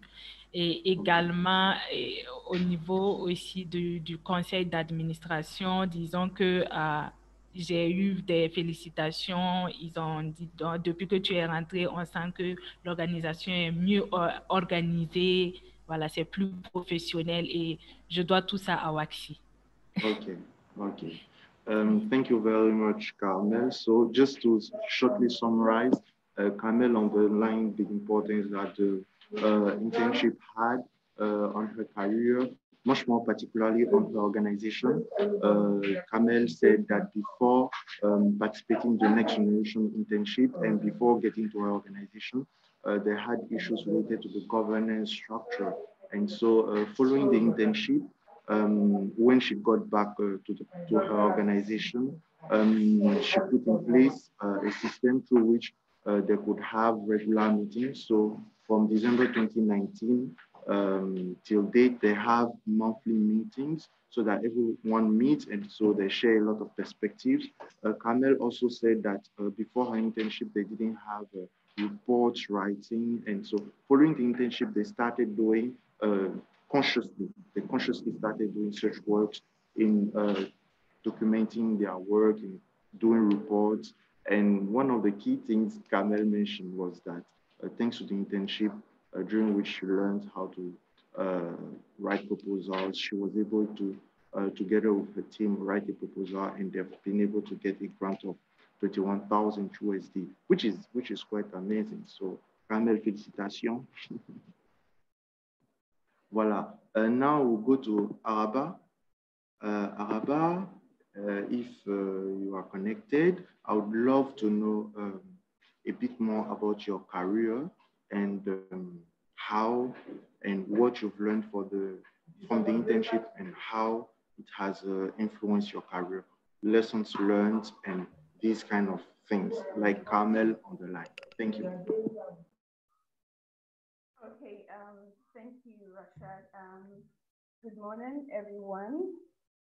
And it's good to see some of the faces behind the Next Generation Internship Program and my former colleagues at Waxi also. So yes, I introduced myself earlier. My name is Aisha Rabaitru. I currently work as a member of faculty of Simon Fraser University in Canada. The faculty I'm part of is the Faculty of Communication Arts and Technology. But I'm currently in Ghana due to COVID. I came back in December and I've just been here. Fortunately, due to technology, I'm able to facilitate my classes from home, and it's quite fun to be with the family. Okay, so I have my COVID again. So I have my 2-year-old daughter here. She keeps interrupting here and there. I hope she doesn't distract me too much.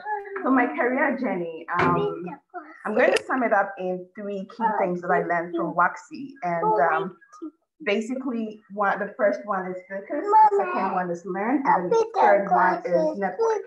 These are the 3 things that I picked. These are the 3 things, so she wants my glasses. These are the 3 things that I picked from the WAXI Next Generation Internship and also participated in the DSLI program. Moving on from WAXI, I joined IDEC, the Institute for Democratic Governance in Ghana as a project officer, and basically worked on governance issues. From IDEC, I was the Gender Center, where I focused on women empowerment and feminism. And I'm proud to say that the current district chief executive of Ada East in Ghana here is one of the people that I personally handpicked from the community and supported to become an assembly member. And when she was appointed by the current president to the position, I also, although I wasn't with the organization then, but I had to get my colleagues, former colleagues together, and then go to the community campus for votes for her. And I did this specifically because of my commitment to ensure that there are a lot of women in civic leadership, particularly political leadership positions in our country. So from Gender Center, I moved to Water Aid Ghana, also as a policy officer, actually ensuring wash accessibility, water sanitation, hygiene accessibility to different communities in Ghana. And one critical thing that I implemented or I brought into the program was also indigenous development and women empowering, having women at the forefront of these developments in the community. So when I talk about focus, if you had happened to be to train under Charles Van Dyke, one thing that he would keep telling you is pay attention to details, right? And this is something that I took very seriously and very personally when I was at WAXI. And I expanded this paying attention to details, not just about rapporteuring at conferences or organizing these workshops, but I expanded it to include having a purpose as a person, and including having a purpose, setting your goals, chasing these goals, that is living it to the fullest, and being persevering, being determined, and self-assessing yourself. So I have been doing this throughout every stage that I find, every place that I find myself solving. Why am I going into this organization? What do I want to achieve from that, right? And this is what has helped me to defy the status quo wherever I go. So if you speak to my colleagues, they'll tell you Araba is quoted unquote no nonsense person. She say it as it is, and she does not succumb to the status quo. And this is me because I have a focus, what I want to achieve. And to be a leader, you should have a purpose. The next thing is learn. No, I don't want it. The next thing is learn. And learning is being abreast with time and information. You realize that things keep changing every now and then. And if you want to be a leader, you need to get to know. You need to get to know the things that are happening around you. You cannot just close your mind to the changes that are happening. I'm glad that Charles mentioned the COVID and how this period, although challenging, although it's challenging, it's offering some opportunities. And personally, myself and some Africans in the diaspora came up to, we published a book way back in July, and basically documenting African experiences with this COVID-19. And I had a chapter in that book. We published it with an organization based in Vancouver. So it's about then widening your scope, okay, and willingness to unlearn certain narratives. Now, the next thing is networking. Now, there are two core critical things. If you want to succeed in life, there are two things that you need, or that there are two things that I have penned down, which is cultural and social capital. Most of us are not privy to cultural capital because these are generational inheritance. Parent passes it on from kids. So if you happen to come from an affluent family, then you can benefit from these. But with social capital, is something that we benefit from this training program, is something that we can build. That is networking, the power of networking, and you wouldn't have a lot of people telling you that. Building the right relationship through WAXI, I have built a lot of relationships with colleagues from West Africa, within the African region. Also taking it on from all the jobs that I have done, having colleagues in Africa and across the globe. Wherever I studied, I make sure that I'm just not keeping to myself, but I'm building the right network. And it is because of this right network that I got to publish with such a distinguished organization in Vancouver, and also having my department like continuously contracting to be part of the teaching team at Simon Fraser University. So the importance of networking. Now, in terms of the challenges, I've faced a lot of challenges, and but those are institutional bottlenecks that I know a lot of you will come across. Like, not everybody is ready for a change or for development. Some people are in the civil society sector just to make money out of it. There are others who are there for passion. And if you have a passion, you always find yourself in conflict with those who are just there to make money. Because then when you're there for passion, you're looking at every single project that you're implementing translated into sustainable development. And when we talk about sustainable development, and broad, I hope we'll get to talk about it more when we have that open discussion.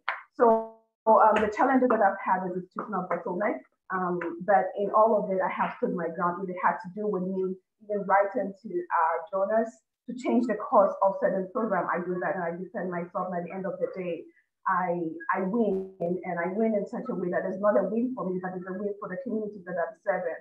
I remember at Gender Center, I had to intervene, write to the donors to get the fees of, I think, 4 of the girls that we were training, empowering to be leaders, to be sponsored. These girls eventually had to leave school because they could not afford fees. And how can you train somebody to be a leader if they cannot stay in school? So I had to defend why the project must move into funding them. The same way, I also had to bring in new crop of women to train that I saw as people that can actively engage the civic or political leadership position. And amazingly, most of these women got to be elected into the district assembly. And the same way at Water in Ghana, the track record is there. So define the status quo as a leader. And then also when I talk about networking, one thing that I left out is reproducing yourself as a leader. You are not a leader if you're not able to mentor others to take after you, right? And Charles Holt, Charles and other colleagues that I have worked with will tell that anytime I'm engaged as a rapporteur for any of the conferences, they'll find me with other young women. And sometimes they are amazed how I come by these young women. These are people that I identified from the various universities, and I help to grow their talents, right? Because I'm hoping that they'll be equipped with certain skills that they can be independent. And I'm glad that one of my products is currently pursuing her PhD at Oxford University in the That's UK. Amazing. Right, and there are others. If I say I'm counted, the 10 minutes would not be enough. Now, one core gap that I find in leadership is gender gaps, gender inequality. You have a lot of men at the top and a lot of women at the bottom or in the middle. We need to bridge this gap, right? The other gap that I find is pay gap. Now, you realize that there is a lot of discrepancies when it comes to those at the bottom and then those at the top, such that it's really if the people that you're engaging in to be working in the sector are not financially sustained, right? You would lose them. They will keep moving to other areas where they can get this financial sustainability. It's key. I mean, volunteerism is good, but then how to sustain themselves because of the current economic situation that we find ourselves in. And you cannot have somebody who's doing like 80% of the job always at the bottom of the pay gap. The other thing that I find, which I think that the civil society sector needs to work on, is the limit focus in the creative arts and technology industry. And I'm glad that Charles saying what's developing a project in technology. Because like when you're talking about the gaming industry, you're talking about the arts industry. You see very little coming from civil society. My recent I did a recent project on gaming, that's gaming apps, and looking at what kind of games are Africans exposed to. And there is basically nothing. All of it is Western and very few from indigenous communities in the West, right? But gaming has been used or has been discovered as a platform where people can leverage to design specific program for decolonization and emancipation. Araba, I would love to have you and. Okay, so let me sum it up. Oh, so you haven't summed it up yet. 1 minute. 1 minute. So if we're going to do this, if we want to develop leadership, we need to look at other sectors, other core sectors of the economy. And I think that the creative arts and technology industry is something that we need to look at. So thank you very much. Thank you very much, Araba. I mean, you said a lot of amazing things, drawing it from the impact of the internship, then on your career, then the amazing things you are doing, and then the perspectives for the future. And of course, I think that expanding the thematic areas for the leadership, for leadership training, it's really something worth exploring. From now, I will move then to Dembele, our big man, Dembele, from Freedom House. Dembele, I'd love to know, what have you learned from the internship? How has it influenced your career?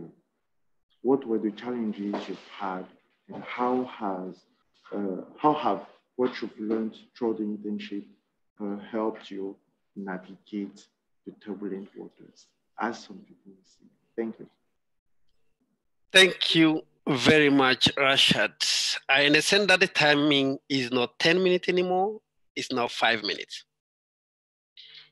As a good Francophone, allow me to spend more time in the protocol than the content of my speech. Please, before I start, permit me to acknowledge my big boss, Charles, to acknowledge this opportunity given by Waxy and all the staff members, and my big boss and friend, Frank, my sister Grace, Mama Catherine, and the big boss of all, Ibrahim Kwaku Badago, and all the other staff members. Yes, thank you so much. The CEO. And those I couldn't name for the sake of being in time. As mentioned, my name is Adama Dembele. I'm Malian.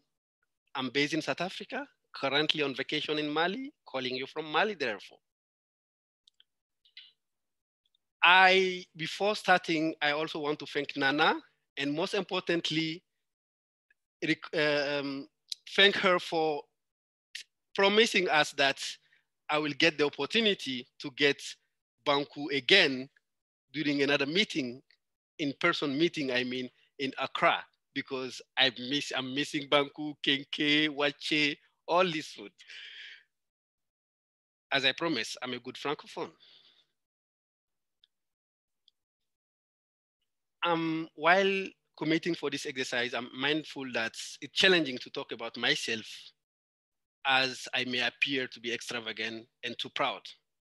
Well, I would like to tell you that I'm proud to be a WAC's Next Generation Leadership Program. Dear fellow, dear colleague from WACSI, it's a pleasure for me today to speak about my experience and talking about my experience, talking about how WACSI have been of amazing help and key in that career. I joined WACSI by accident. Literally, it was an accident. I applied in 2014. I got approved for the 2015 program. And when it was approved, I can certainly tell you that my English level was not enough to allow me to attend. If you doubt me, ask Mom Catherine or ask Grace, how was my English level? I could barely join 2 sentences. But at WACSI, a miracle happened. So for the purpose of this speech, I will show you 2 different pictures. Me before WACSI and me after WACSI. Before WACSI, I had a very poor English. I was working for this organization, like I started a couple of months ago before joining this program. I had to leave that opportunity, to take a break to join WACSI. And this was an organization, a US-based organization that required to speak with the office in the US. But my English couldn't allow me at all to talk with the headquarters. I was always relying on my supervisor to communicate with them, and very poor English. Secondly, as I mentioned, I was newly starting my career that time, and I had no experience or very little experience in organizing events, in even NGO sector, knowing them better and how to provide them support. I had to come to WACSI to learn that, and I will explain you how it was helpful. Secondly, WACSI was the first opportunity for me to have an international experience and multicultural work environment. This was very helpful because I started in my country working. I went in the DR Congo. I spent a couple of years working, and now I found myself in South Africa working on Francophone, covering Francophone countries for my program. While I was in WACSI, as I mentioned, a miracle happened. For some reason, I couldn't see the change that was come to happen while I was there. Some may say that I was not among the very amazing interns because my knowledge, I see them valuable once I left WACSI. I start being better in English, and people even asked me if I went to Ghana to learn English. I said, no, I was not there for English. I was there for this particular program, and I took advantage and practiced more English. Secondly, I start learning a lot about event planning. You know, when you start your career, sometimes you are too dependent on your supervisors in organizing simple activities. I couldn't do all those by myself. I always had to reach out to them to ask questions and always doubting about what I was doing because I didn't learn at the right place. I was doing as I was going. But when I came in WACSI, see how the events are planned and how, for example, we were kind of learning or collecting information on what the participants are expecting or what's the knowledge level to tailor the content of the training. I was not familiar with those contexts. I was also not familiar at all with data analysis, and thank Frank for taking me through all this. And even simple storytelling, how to go about it. And my good boss, Jim, is here to witness that, how he was helping me to write an article. I was unfamiliar with all those aspects. I had to come in Waxy to learn all this. And what is amazing in Waxy is not the theoretical learning, it's practical. You sit and they explain you. And this is another opportunity to thank Frank. Anytime I knock at his door, I thought he's busy. He's like, I'm busy, but come. It gives me the opportunity to learn more. I also learned during event about this other opportunity the participant could get with outdoor activities or guest speakers.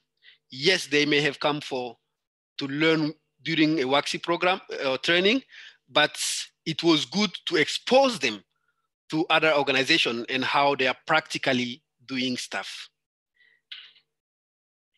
And you may not believe me, although the purpose of the internship for me was to learn about those, because I was the intern in the capacity building department, event planning, or all those reporting.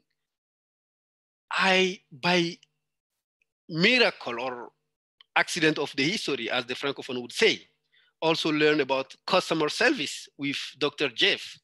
This was a week after I joined Waxy. And this became very important for the rest of my career, because right now, as I said, I'm covering several countries, and my work includes networking. How could I network without knowing about the basic of interacting with people?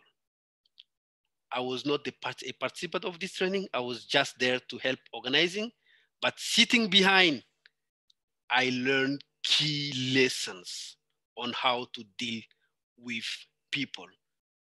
Believe it or not, we are all salespersons. So I learned a lot. I learned a lot about data analysis. And Jim, I can tell you that I'm not the perfect photographer, but I still have the lesson you taught me when taking pictures. When you are taking this, what were you thinking of? So whenever I'm taking picture, I make sure I apply some basic principle Jim gave me. Thank you so much, Dembele. Hey, you use most of the time for the protocols. I mean, you see. So now I'll go to Joseph Opoku, Joseph Kwame, and my questions go towards the same direction. How has the internship contributed to impacting positively your career? What were the key things you learned, and how have these things influenced your work today? How are they influencing you? Yeah. Thank you very much. Experiencing some connectivity issues, so I hope everyone can hear me, and this does not go off at some point. Yeah, we hear you very well. Great. So I spent about 3 months at Waxy, and I can say that perhaps I'm one of the biggest beneficiaries of the internship and volunteer program there. That is because I think for a lot of people who arrive at Waxy with a some form of university degree or higher education degree, I had just graduated from the African Leadership Academy in Johannesburg, and I came back to Ghana on a year-long, on a gap year, and I was trying to figure out, what can I do? And so Theodore Sutherland, who I believe is one of the past beneficiaries of this program as well, told me about Waxy and the work that was being done there. And so, I found myself, without any university sort of experience, higher learning degree at Waxy. And I was very much impressed with a number of things. I think for me, it will be preaching to the choir if I tell you that, the project management skills, organizing the events and the writing and all that have been helpful. Absolutely. But I think one thing that I took away from my time at Waxy was really developing lifelong friendships. I think there are so many organizations that are so hierarchical. You cannot speak to the CEO or the executive director. You cannot speak to anyone because everyone feels like their position, you should know your place. I think WAXI was not like that. Nobody looked down on me by virtue of the fact that I had just graduated from a pre-university program and I had no university degree whatsoever. Everyone was so helpful in providing that kind of friendship and mentorship and the guidance that was really, needed. I think one thing that, I cannot miss on this, I know we don't have a whole lot of time here, is the fact that at WAXI, I had the opportunity to have my, ideas encouraged and mentored. I think perhaps after 2 weeks or 3 weeks of being at WAXI, and Charles, Catherine, and some other people on this call remember, I walked into one of our Monday meetings with a box, and that box was something called the build in the box. It was a human-centered design toolkit that the African Leadership Academy had developed at the time, and that was being used to do trainings for young people on human-centered design, entrepreneurship, social change. And so I walked into the boardroom and I did a presentation to the team and said, I would like to use WAXI resources to organize something called the Youth Impact Workshop, because I was saying that, there's so much that WAXI is giving me, there's so much WAXI is giving to other young people. We're organizing all these trainings for mid-level, senior level people. How about we do something that brings together Ghanaian youth for a training program focused on social change? So many people jumped on board. I know Mensa, you're on this call, and Charles and Catherine and Grace, Frank, everyone was so excited about this program that we organized a youth impact, the very first youth impact workshop that had about 30 participants, young Ghanaians who had just graduated from senior high school. Some of them were in their first year of university, who came to WAXI. And at the program, we had people like Charles as speakers talking about youth leadership, what that means, and how to sort of apportion your life in ways that have an impact on society. And here I was, a young person who was running these sessions on social change, doing research to identify community challenges and how to design programs that respond to that. WAXI made that really happen. And the program did not end there. Almost every year since, of course, because of COVID, this year was put on hold. We've had so many youth impact workshops that WAXI has supported, and hundreds of people have passed through. Jim and Charles, and have served as speakers and trainers throughout these programs, and offered mentorship to a number of them. I believe some youth impact workshop past participants have even gone through WAXI as volunteers as well. And so for me, I think that was such an important point in my development. Being in this environment that nurtures talent, that sees potential in people and provides them opportunity to be who they can be.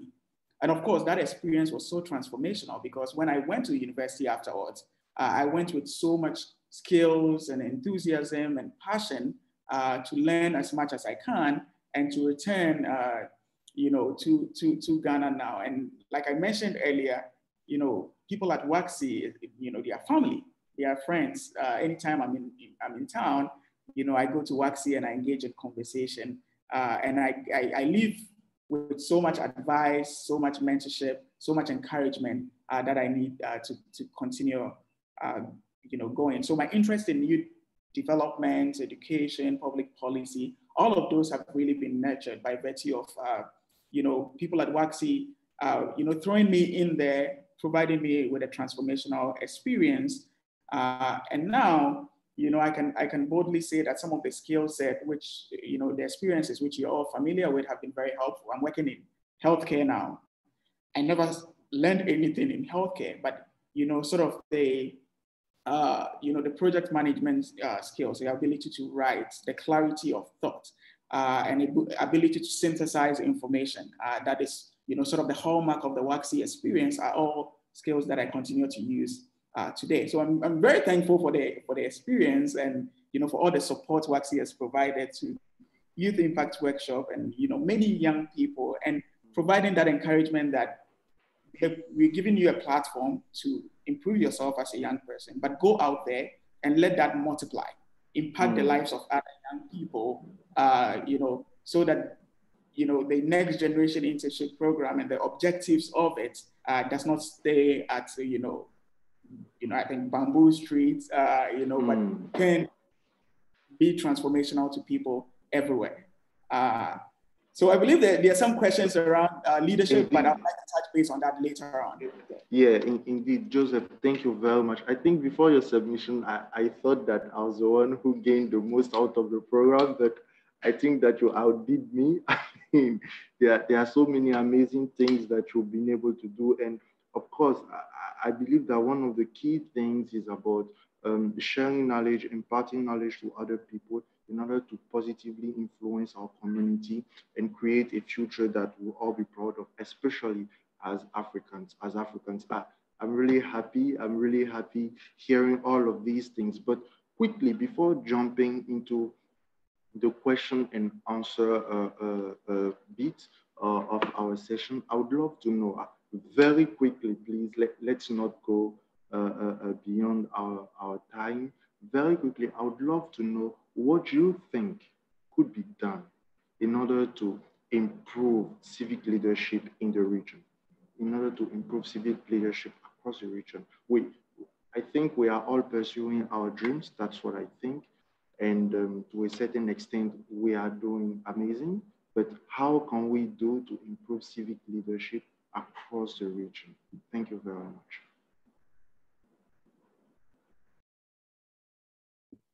Wait, Rashad, do you want me to start? I think we can start with you, then Dembele, then Araba, and then Carmen. Yes, something like that. Then we'll jump to the question and answer session. Okay, great. Just briefly, I think a lot has been said about, how Africa is the, youngest continent and the, the youthful population, how to channel that to become a force of good. I think that for me, civic leadership and any sort of attempt at, transformational change begins from, more grassroots and tackling it from when people are really young. I think sometimes, the kind of experiences that we've gotten comes when at a much later time in our development. And I believe that, for us to have the kind of transformational leaders that are going to create change within our region, we need to completely rethink education. And I spend a lot of time thinking about, educational systems and how to improve that. Education is so critical. And, I'm not just talking about maybe university, I'm talking about preschool, the kind of foundational things that people get when they're growing up. It's so central to becoming the kind of leaders that, we have. Because for me, leadership is about, social change and transformational change. And to be able to have transformational change, you need some core competencies and skill set. And sometimes, we see people in some positions of power and you look at their track record and the kind of skills they bring to that position and you ask yourself some questions. I think that we need to rethink preschool, primary school, junior high school education and be able to encourage people in those levels to begin to cultivate the spirit of volunteerism, to begin to think about, developing their skills very young. We need young people to be given the opportunities, not when they are growing older, when they are starting, because that is when we can be able to have the mindset and paradigm shift that we need. And so for me, education is like central to every aspect. Thank you so much, Joseph. I mean, I think that your point is much more about touching the young minds, the young hearts. Before they blossom and become something else, we touch them and then we influence them in a specific way so that they could influence their community. Dembele, can we have you please, Dembele, do without the protocols this time? Without with You all have 2 protocol minutes. duly observed. I would like to say I cannot teach leadership on this platform. However, from my experience of working with more than 30 networks in Mali, about 100 civil society organizations in DR Congo, and covering all the Francophone Africa countries in Africa, I can tell you I notice one problem. Our civic servant or civil society actors are not what they are preaching. Not in terms of governance, not in terms of transparency, in terms of democracy. And even not in terms of knowledge. I have about 3 recommendations. Our civil society actors should prioritize knowledge before anything. They should be more strategic in the fight. You don't have to be fighting every day with decision makers, but how to make them more allies to get to where you're going and be the example of what you are preaching. And the last point is, from my little experience, I believe that non-proposal writer civil society are more successful than formal proposal writing, very good skill civil societies. Thank you so much. Oh, Dembele, you said a lot of amazing things. I mean, you went deep there. Yes, as a real Francophone, thank you very much. I mean, you said amazing things about prioritization of knowledge, CSOs needing to align with government in order to influence more positively and indeed try to generate more impact down there. I'm going to Araba. Araba, before your daughter comes, please use 2 minutes and then before she comes. Thankfully, she's gone to my parents, so she's like, I'm okay now. Okay, so to add to what Dembele and Joseph said, I'm going to tackle one aspect of the leadership gap, which is I mentioned it earlier, the gender gap. To do this, I think that we need to unlearn certain narratives as Africans, as West Africans, right? And what are some of these? There are a lot of negative narrative about women in leadership. And this deters other young women from reaching out, from taking up leadership positions. And we need to unlearn these narratives. And unlearning them means that the older generation needs to accept the fact that we are in a different era. Women can lead, men can lead, and opportunities should be given to both. The second is grooming the young woman. Oftentimes, I see a lot of programs saying empowering young women. And I ask myself, when you empower them, what next? Where are the opportunities? You can't just empower them and then throw them into the storm. You need to walk them through that journey of leadership. There should be follow-ups.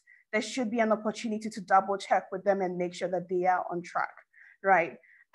So this is what I think. If we want to fill the gaps, we need the women to be there as well. And it means that on learning the narrative, walking the young women through to be successful leadership. Thank you very much, Arba. I mean, very amazing contribution. Learning the narratives and of course, providing opportunities to young girls to also contribute to the transformational change in West Africa. Carmel, can we have you? I can't seem to see. Ok. Je Yes. continue. Ok, je vais pour ajouter à ce que les autres ont dit. Seems like Carmel wants to pay me interpretation services. Ok, donc je crois que pour cela, il faut vraiment que WAXI travaille avec les jeunes, les organisations de jeunes. Parce que j'ai remarqué que, en fait, les organisations de grandes personnes, eux, ils ont déjà fait leurs erreurs, en fait. Donc, si on commence avec les plus jeunes, on les forme, la transformation sera plus facile, en fait. Donc, c'est ce que j'ai comme recommandation. Axer le travail sur les organisations de jeunes pour vraiment les inculquer les valeurs qu'il faut pour être de bons acteurs de la société. So, Carmel is underlying that to improve civic leadership across the region. It would be great for WAXI to work with youth-led organizations, taking the youth under their wing and, of course, instilling in them some of the core and important values, because, of course, older organizations have already made some mistakes and have already, have a structured way of thinking, but youth-led organizations can still be influenced in a positive way. And so WAXI could explore this avenue. So from here on, I move to the question and answer aspect of side of our meeting. And I would love to know if there are questions in-house. Leon, how do you deal with the raising hand bit? I think I can see something. Yes, Rash. Yes, okay, I can prompt you. If okay. you don't mind. So do we have questions on board? If yes, let us hear you. Any question? Understood everything? Don't want to know more?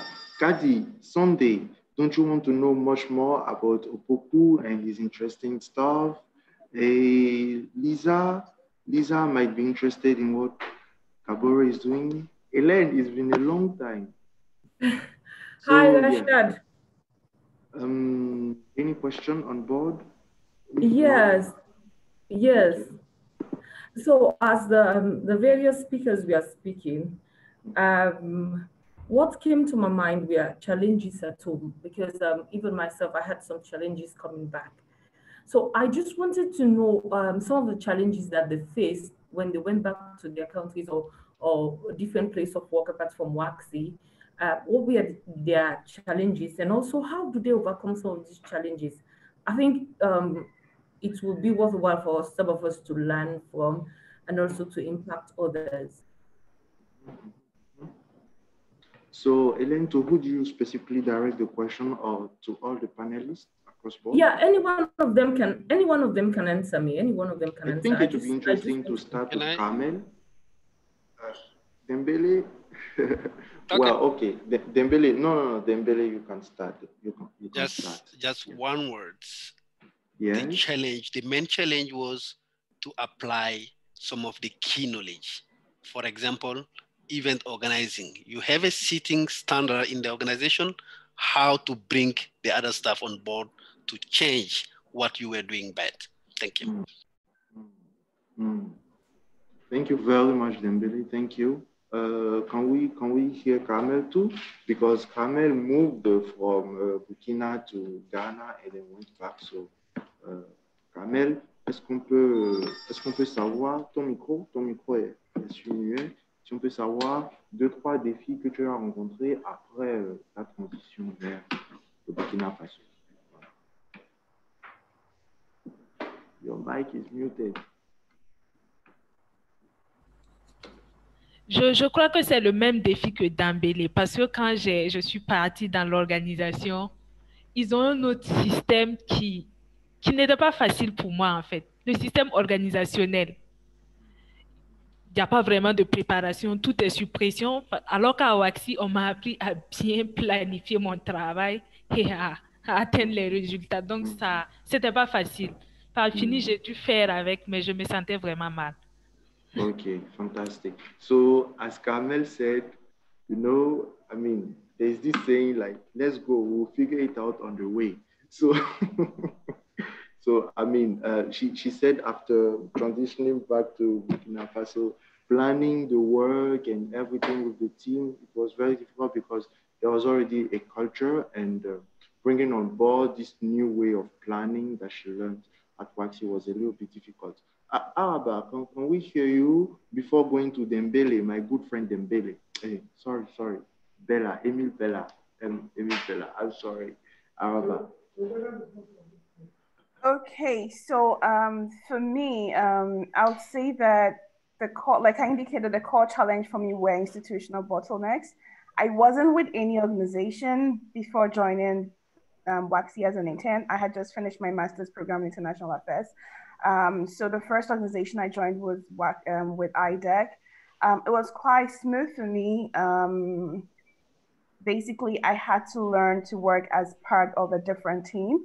And I think the what motivated me, or what inspired me to carry on was my focus, my purpose. What did I seek to achieve at the end of the day? And that's what carried me through.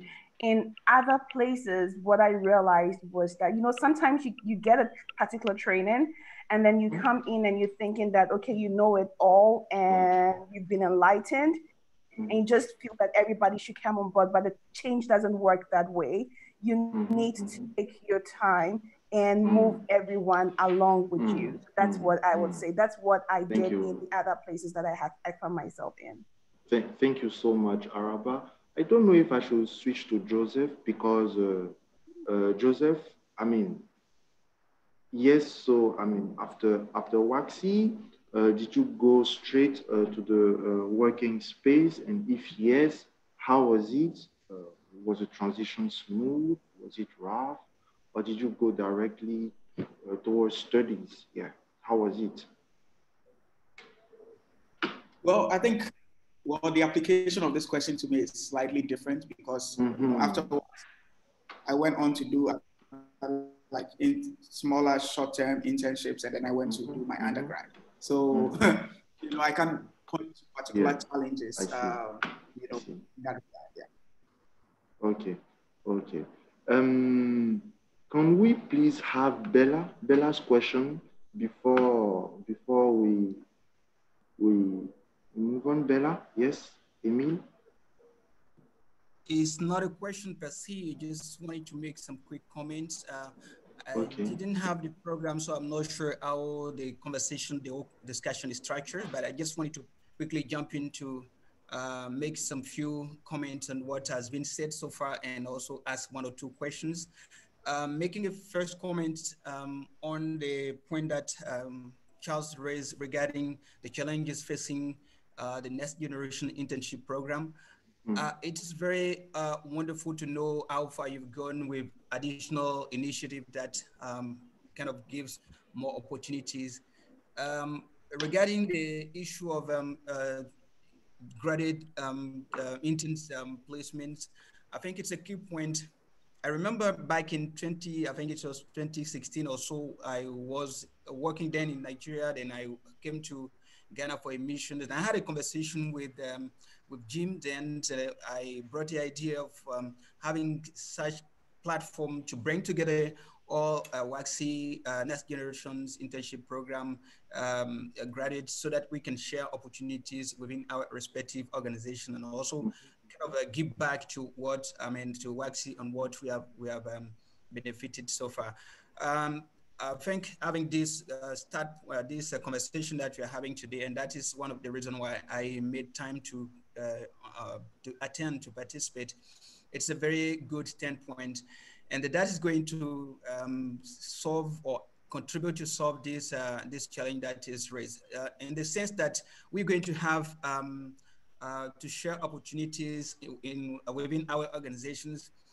For somebody or for someone like me working in an organization, we have opportunities, but because I don't know all of you and I don't know your profiles, it's sometimes challenging for me to channel the opportunities that comes my way to you. So I think it's good to know what you are up to, what are your profiles, and how best you can benefit any opportunities coming within my organization. And that could be the other way around. So it's good for Waxy to contribute to address this challenge, to set up this platform, a kind of database of beneficiaries, and then circulate that among ourselves so that we know who is doing what and how best we can share those opportunities.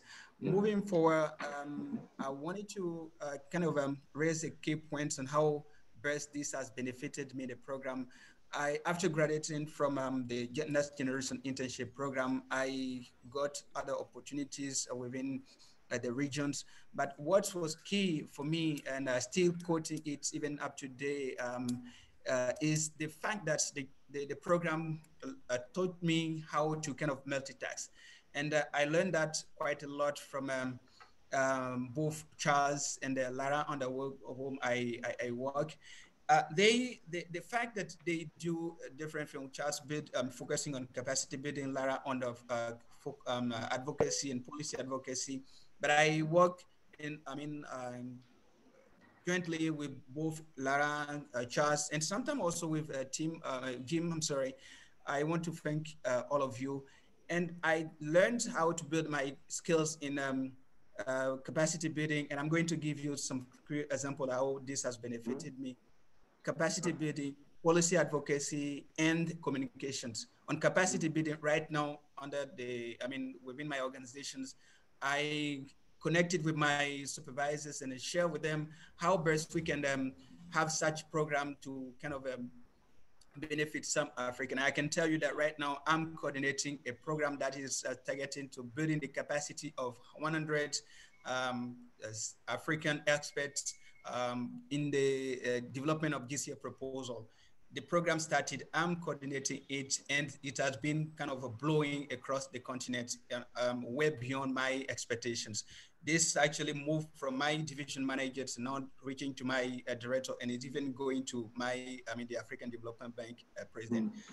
This is the skill that I had from the capacity building program, and I'm managing it from the start till the end. Also, with regard to the communications, as a lesson learned from what I learned from Jim and from Waxy in general, I was able to develop some skills that I'm putting in place.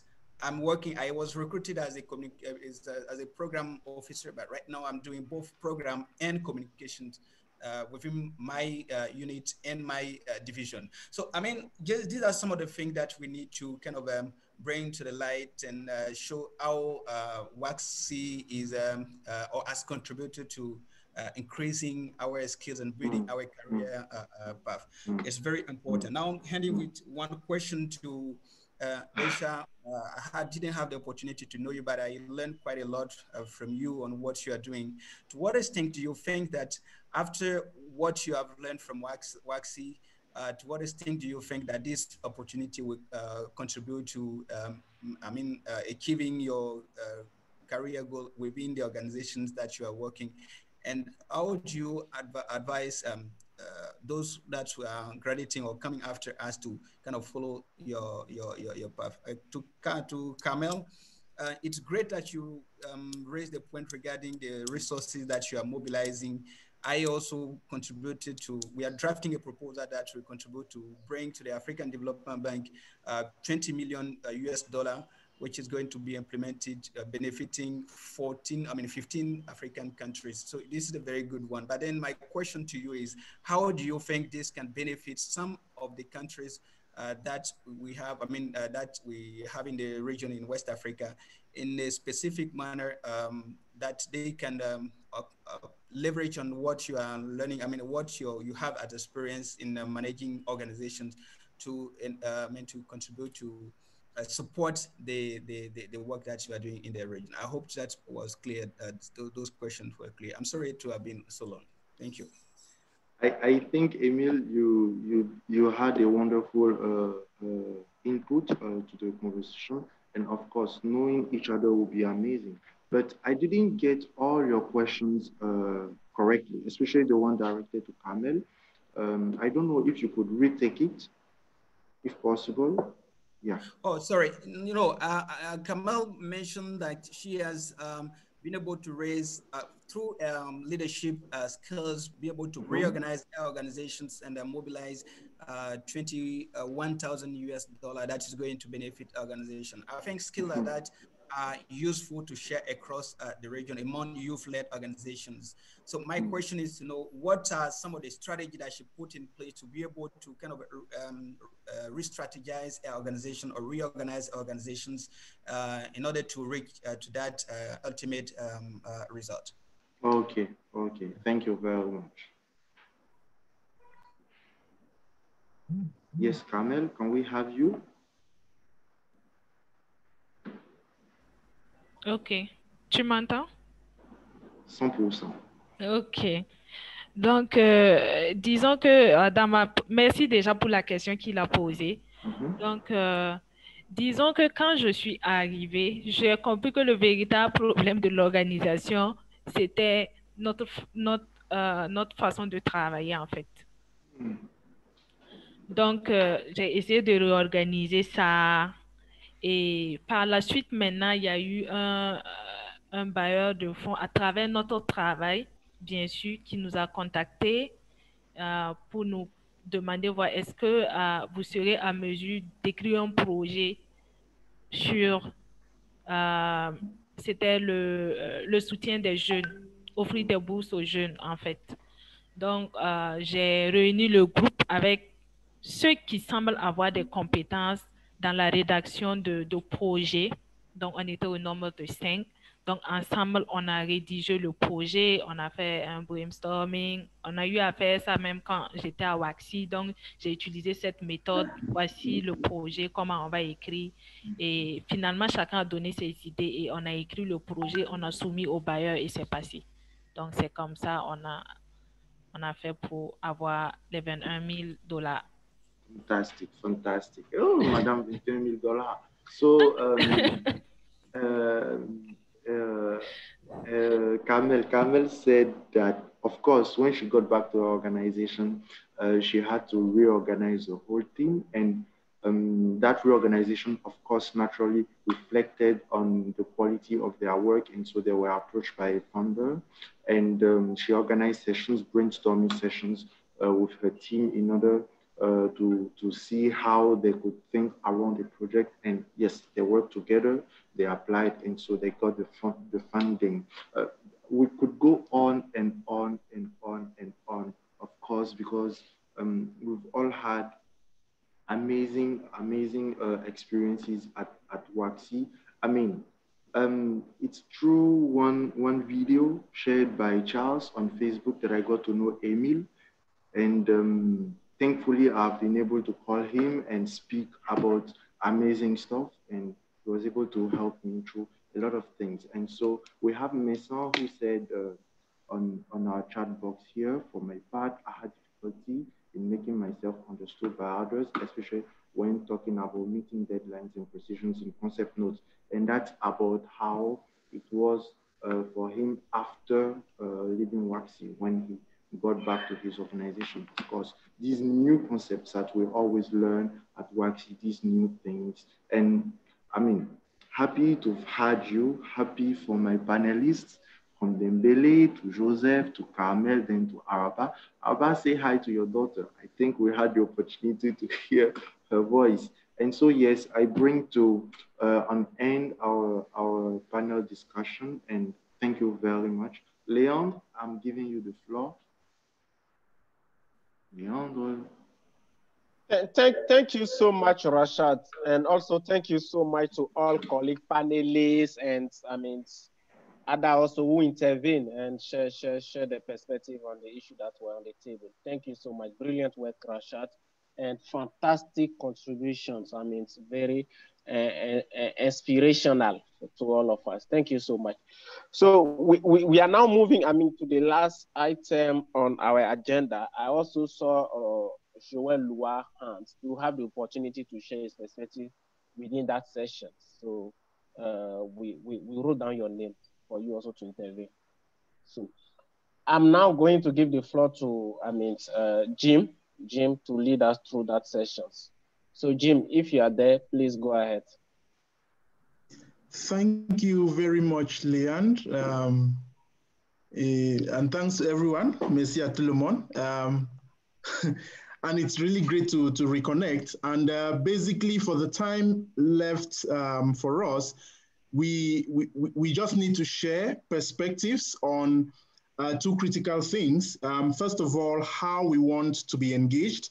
And it's quite important, like Emil mentioned, that he had this thought in mind, and to him, he finds it to be a fantastic one. And of course, those of us who have prioritized this session certainly deem it necessary to keep the engagements going. Of course, with those who may or might not have been opportune to be here due to other schedules.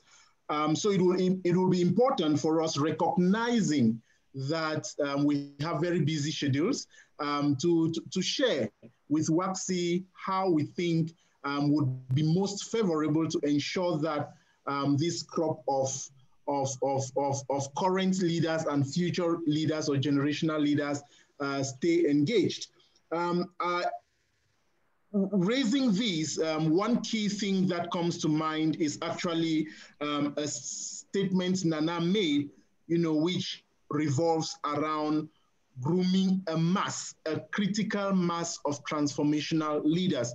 This is a program that, yes, annually benefits averagely 6 to 10 people, but there are millions of West African youth, millions of African youth there who need such a program. And the second part of our discussion will actually focus on how we can, what ideas can we put on the table to ensure that, this program and the leadership programs or the programs we run can really translate into, shaping many more youth out there. It's actually going to be an open discussion session. We are just going to follow the queue. We raise our hands, and Leand, Whitney, we will try to monitor very closely to make sure that we don't miss any colleague who raises the hand. So I can already see Rashad and Joel. Thank you very much. But we are going to begin straight away. Moving forward, here we are, actually close to 60 of us that have benefited from this program. Here present today, we are about 35 of us. How do we want to stay engaged moving forward as a group and as a team? I don't know if, maybe I should take Joel. Joel, you can kick it off. Okay, great. Great. Thank you so much, Jim. Yeah, I think if you allow me, I'm just going to maybe briefly say what I wanted to, the comment that I wanted to make about the session that just ended. It was a great session. I just wanted to understand, but my question was directed to Carmel and Joseph. I just wanted to understand how they have been able, as they've been working with youth-led organization and empowering some youth. Just wanted to know how they have been able to make a knowledge transfer, what they have learned so far from WASI to other youth organizations that they are working with. Since I came back to Guinea, this is something that I have been trying to also do.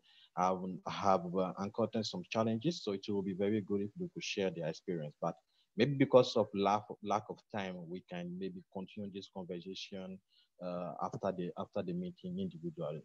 Yeah. Now speaking to coming to the question about how we would like to be engaged. I think the good thing about this internship program is WASI has been able to get at least one intern from majority of the West African country, which is very good. At least WASI could have a representative as an intern in each of the country that we have. So we can rely on this intern to maybe start identifying CSO. Rashad made this recommendation if we could work with other CSO, because the number is high. Even currently, we have a lot of people who want to apply from Guinea, but the language barrier is there. Charles talked about it, which is very important to take into consideration. So collaborating with other CSO that will work with WASI, but WASI can make the selection based on the call of application and connect those people to CSOs that are willing to work with WASI. But of course, those who have the standard that can be able to transfer the knowledge. So we can still maintain the section, the training session that WASI used to organize for its intern, which can be maintained, and everybody can participate during a webinar like we are having this. That's one of the things that I wanted to propose as a collaboration between WASI and CSO in the West Africa country. Another thing will be in every country we have more than two, maybe alumni. It will be very good for us to organize ourselves into association, to have alumni, WASI alumni association in each country, and I'm sure that this is going to go far. So within the country, we can collaborate. We can even write proposal. Those associations can write proposal. It's been a way to giving this more visibility to the internship and to the next generation program for other organizations that we work with could even see what WASI is doing and may be willing to support. And the third one will be it will be good to have this database that I think it was my colleague who just ended was talking about this database of alumni with everybody's profile. I'm emphasizing on this because it will be good for us to do peer mentoring. Currently, you have people who comes to WASI. It's true that after the internship, it's not everybody who get the opportunity to have his first job. Some people struggle, some people do not have the network. It depends. So it will be good to have this peer mentoring to connect new intern to former intern who has passed through WASI and who are actually evolving in new field that some interns may be interested in. The same thing we'll be doing with the externship. You ask intern which organization or which field are they interested in, and they choose it and they are placed there for 1 month extension. This could also be the same thing.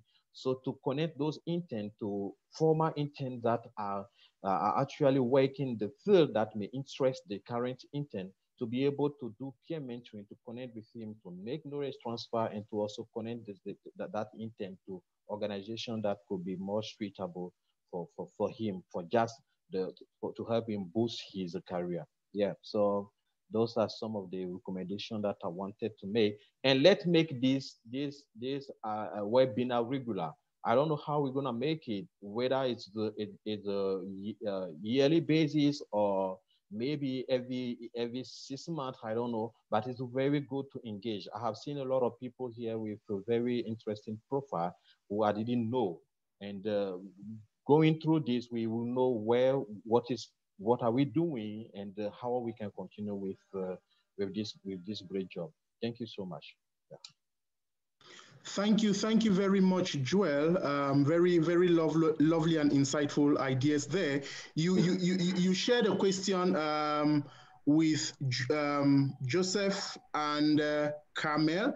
Please, just to recommend that, Joseph, I don't know if you can type your response, so that we can all read, since we may not be able to take them.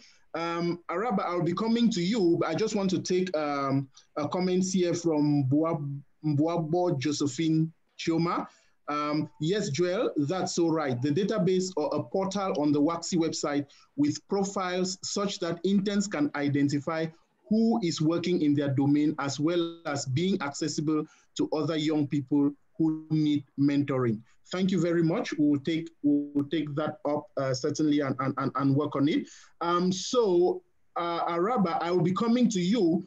Basically, how can we engage? And maybe I can connect it to one of the key things that you raised around leveraging on such programs, to bridge the gender gap.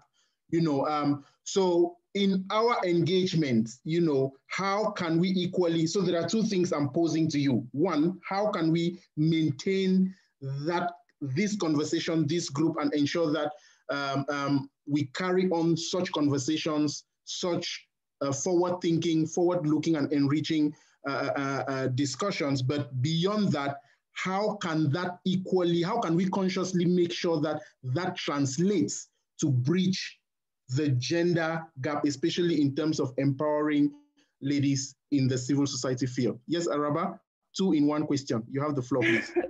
Okay, thank you, Jim. So let me answer the first question with how can you engage us? I think first of all, you created a Facebook platform. But my concern, I barely checked that Facebook platform. I was very interested in that platform, but later I noticed that there are a lot of things that are shared that are unnecessary on that platform, or too much information. Like there should be somebody to regulate that platform to get us all interested in. So there are various social media platforms that we can get engaged. We can get engaged at the country level, or even as a group.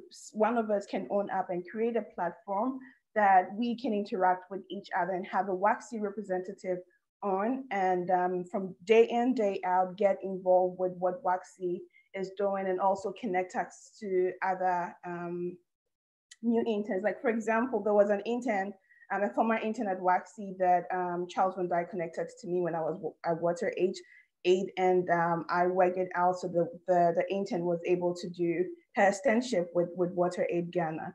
And this is because I was always in touch with, Charles was always in touch with me, that's the other way around. So I think that if we have such platforms, how it is regulated is very important, so that we know that the information that has been put there is something that is useful, because like not everybody has the time to read everything that is, we all have our private things that we're doing. We need to make sure that these information that are being posted on the platform is something that is approved by an administrator, goes through it, approves it, and is very useful to the group. In terms of the second question, bridging the gaps, WAXI is a capacity building training institute, and if WAXI can take deliberate effort to ensure that it incorporates gender training. When I'm talking about gender, okay, so one thing we confuse as gender and women or feminism.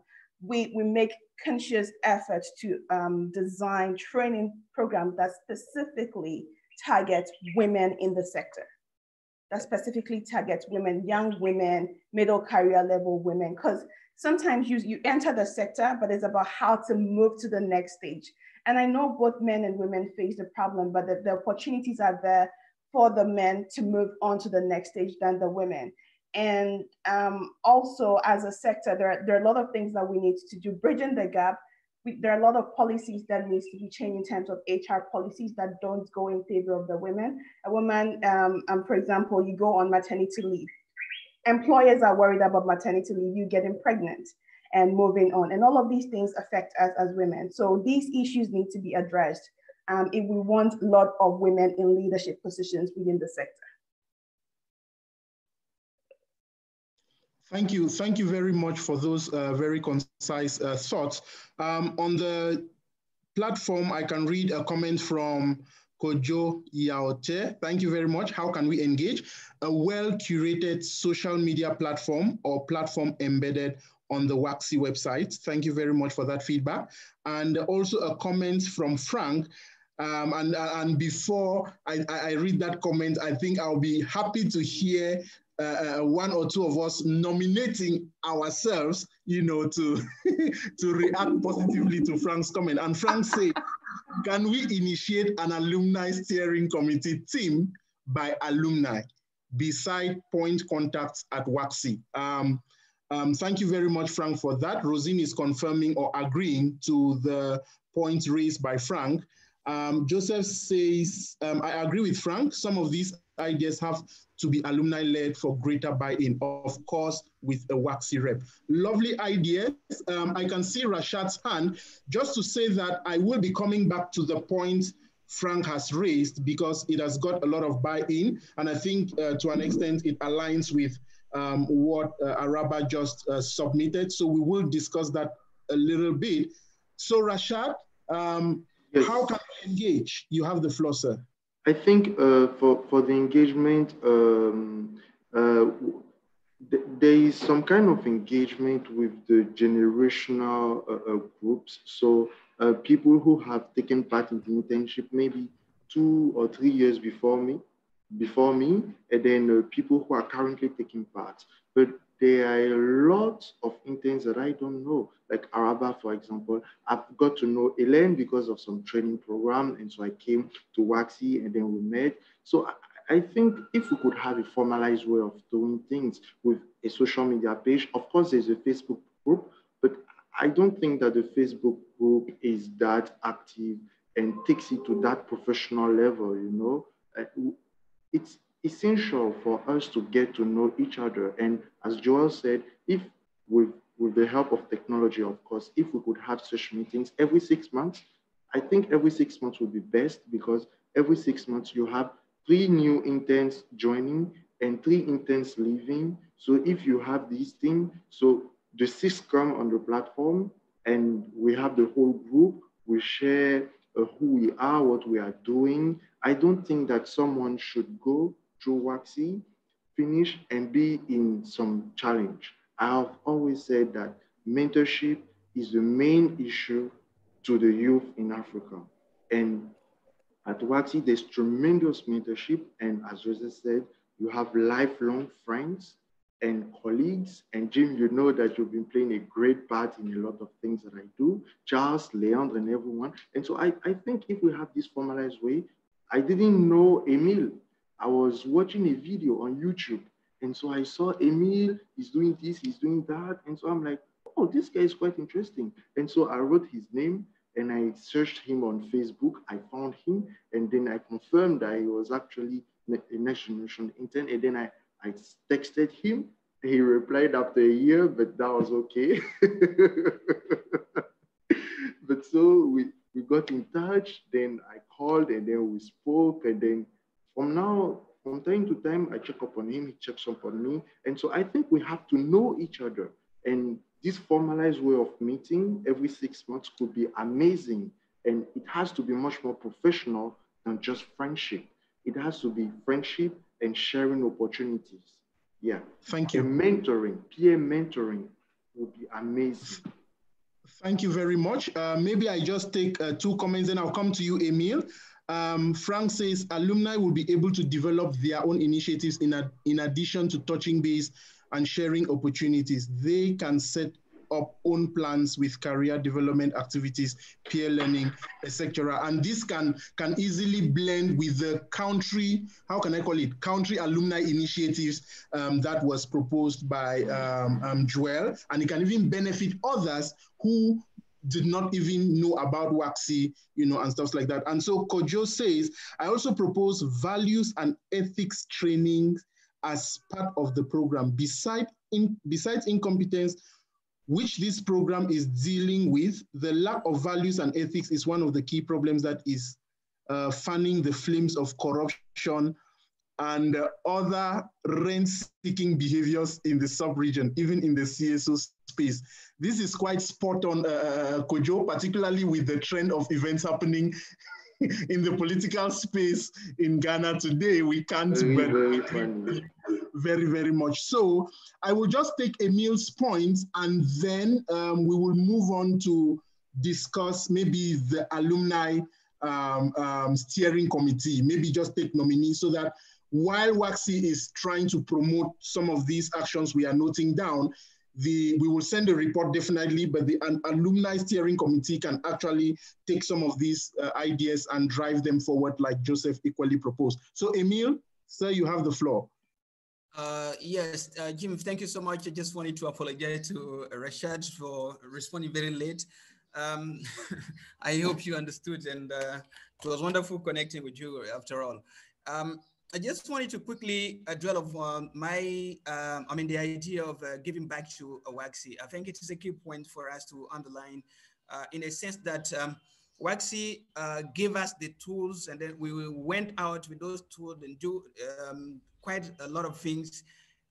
It's good for us to come back and say, well, this is what you gave us, this is what I was able to do, and these are the additional skills that I was able to acquire, and I think I can put it for you. So what I mean is that it is good also for WAXI to kind of sometimes use us as a resource persons in some of the activity that they are doing. I think it is key. When you look at the profile that we have here, and the WAXI hiring consultants and resource person to train others and all of that, I think even if we can't do 100% of what they are doing because they are kind of, they have years of experience, but in some fields we could be useful. And of course, because we are being trained by WAXI, our expertise will not definitely be course or in a way be the same as others. So I think it's good that we look at you look at that and moving forward and engaging with us, and dwell also on the point which would be a transition to what you mentioned, Jim, dwelling on the points of building the steering committee. I think it's a critical idea that we should look at very closely. Because that will even, this initiative that the conversation that you're having right now is initiated by WACSI, but I think such, moving forward, such activities should be carried out by the WACSI internship alumni, so that we can kind of show you that, well, you train us, but we are able also to organize ourselves and bring to life what you expected. So, and this one also would give us the opportunity to kind of go through the profile of each and every one of us and see, based on the expertise of each of us, who can do what, and come up with an action plan which will now inform further actions, further initiative that we're going to have. The action plan could be 6 months, 1 year, or whatever, so that we can meet and give a feedback on that. The steering committee is going to gather, to meet on a regular basis to give feedback on what they have been up to and make recommendation to WACSI. And then WACSI can now tap into it and source either for funds or kind of inform additional initiatives that they are doing. I think we could start from that and make progress. Envisage some of the initiatives that could come up in the long run. Thank you so much. Thank you very much, Emil, for those brilliant suggestions. And we have 2 colleagues who want to share something. So Araba and Ellen, I will come to you, but I just want to quickly, are there any amongst us who are willing to be part of this steering committee? We just want to take down the names. So if you are willing, thank you, Araba. So Lisa, are you taking note? I will take note here as well. Yes, Araba is one. Thank you very much. Any other, please? You can just type your name in the chat section and we will take note of it. So we already have Araba Etru from Ghana. I think that gender, I hope that's it, right? Male, female, language, Kadi, lovely. Lovely from Senegal, Kadi Ndo. I think for now, we can have 5, if possible, even though that can be a crowd. But Ellen from Sierra Leone, lovely. Men, come on. I've seen Rashad. I've seen Rashad. Okay, great. Rashad, you deserve a round of applause for being the first man. Lovely, a gentleman. Joel Loa. Lovely. So thank you. We will just stop here for now. Basically, Emil, thank you very much. So it's really open, but just to say these are the 6 who will kickstart the process, So Araba Etru from Ghana, Kadindo from Senegal, Ellen Wongo from Sierra Leone, Rashad Bani from Benin, Ghana, Joel Loa from Guinea, and Emil from Cote d'Ivoire. So thank you very much, ladies and gentlemen. Certainly, the process is open. And from WACSI, who would be part of that? I don't know, as an observer or so. Are you the one, Leanne? Or is it Lisa? Or is it, sorry? I thought you are proposing Charles. Okay. Have mercy on me. Okay, so we are saying Jim is there, no problem. Oh my God, Thank you very much. No, Jim, you can add me, please. I'll have to be there. Okay, Charles, thank you. So Jim and Charles, like we often say, following from the mantra of Leandre, we are here to serve. So thank you very much. So coming back now to you, Araba, you had your hand raised, and after Araba, it will be Ellen. So Araba, you have the floor, please. Okay, I was seconding what Emil said about WACSI giving opportunities to alumni to facilitate some of these training programs. And I would say that I haven't directly facilitated a training program, but I think WACSI has given me a lot of platforms to showcase my talent. Like, for example, I never thought of taking up rapporteuring as a profession, but here am I today calling myself a professional rapporteur because WACSI gave me that opportunity to facilitate at a lot of conferences that that it organized. And I'm taking up also another career in communication. And when I had the opportunity to do my go to Simon Fraser as a PhD exchange student, I decided to do another higher education. So I did an MA in communication. And that was because I remember when I finished my internship program, Charles Van Dyke told me there is an interview for a communication officer in Kenya with Planned Parenthood. Unknown to me, he was throwing me there to be a communication consultant for a project.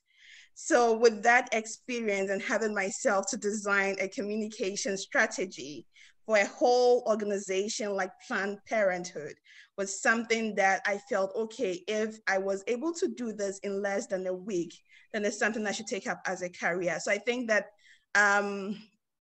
again, although we're expecting WAXI to give us the platforms, we need to avail ourselves to some of these things. We should also keep in touch with our colleagues from WAXI, give them updates on what we are doing so they know how to come in.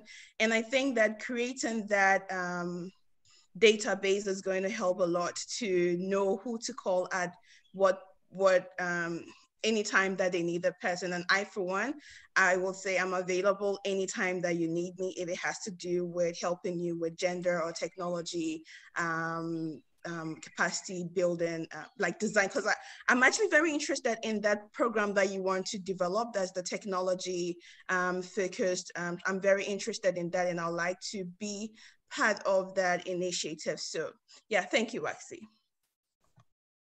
Thank you very much. And you know, Charles is very good at throwing us into murky, challenging waters to develop our skills. Thank you very much for that. Ellen, you had a point to make, please. You have the floor, Ellen. Yeah, I just want to throw a little bit of a light to what Emil suggested. I think giving us that we are coming from different countries, alumni chapters will be very nice. But given the consideration that some of us are the only alumni from our countries, it's a little bit difficult for me because I've been thinking about ways at which I should motivate young people from Sierra Leone to actually apply for the internship, but I've been finding it difficult to do that. So for me, I would say probably if there is an alumni chapter for each country, maybe I'll join the guys from Guinea or Liberia because I'm the only person from Sierra Leone.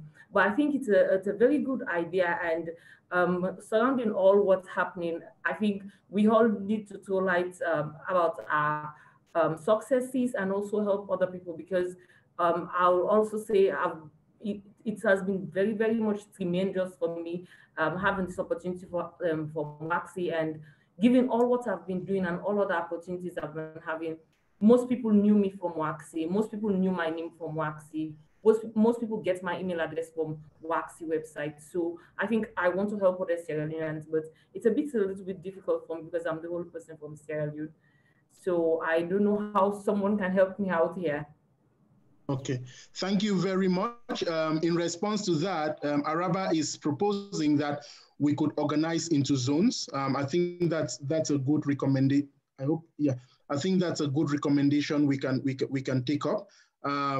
Another thing is, you know, with the advent of the increased use of technology, maybe something we can do from when the internship call is launched, and that will be for the June to December session next year.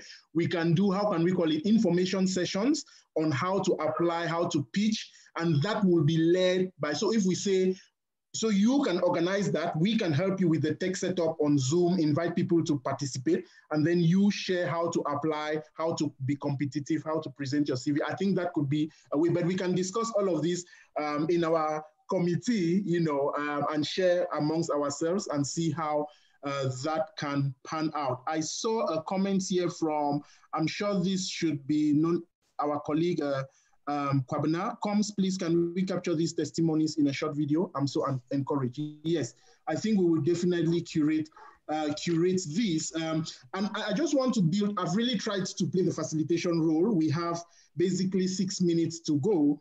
But talking about giving back to WAXI, thank you very much, Emil, Araba, and certainly other colleagues for championing the need for this crop, or how should I call it, this group of experts to feed into WAXI's database of associates. You know, I was an intern, of course, and today I'm facilitating some of the programs or leading in some of the programs WAXI is running. I am sure many of you are better in doing that. So certainly, I'm sure the different units in WAXI will definitely take on that.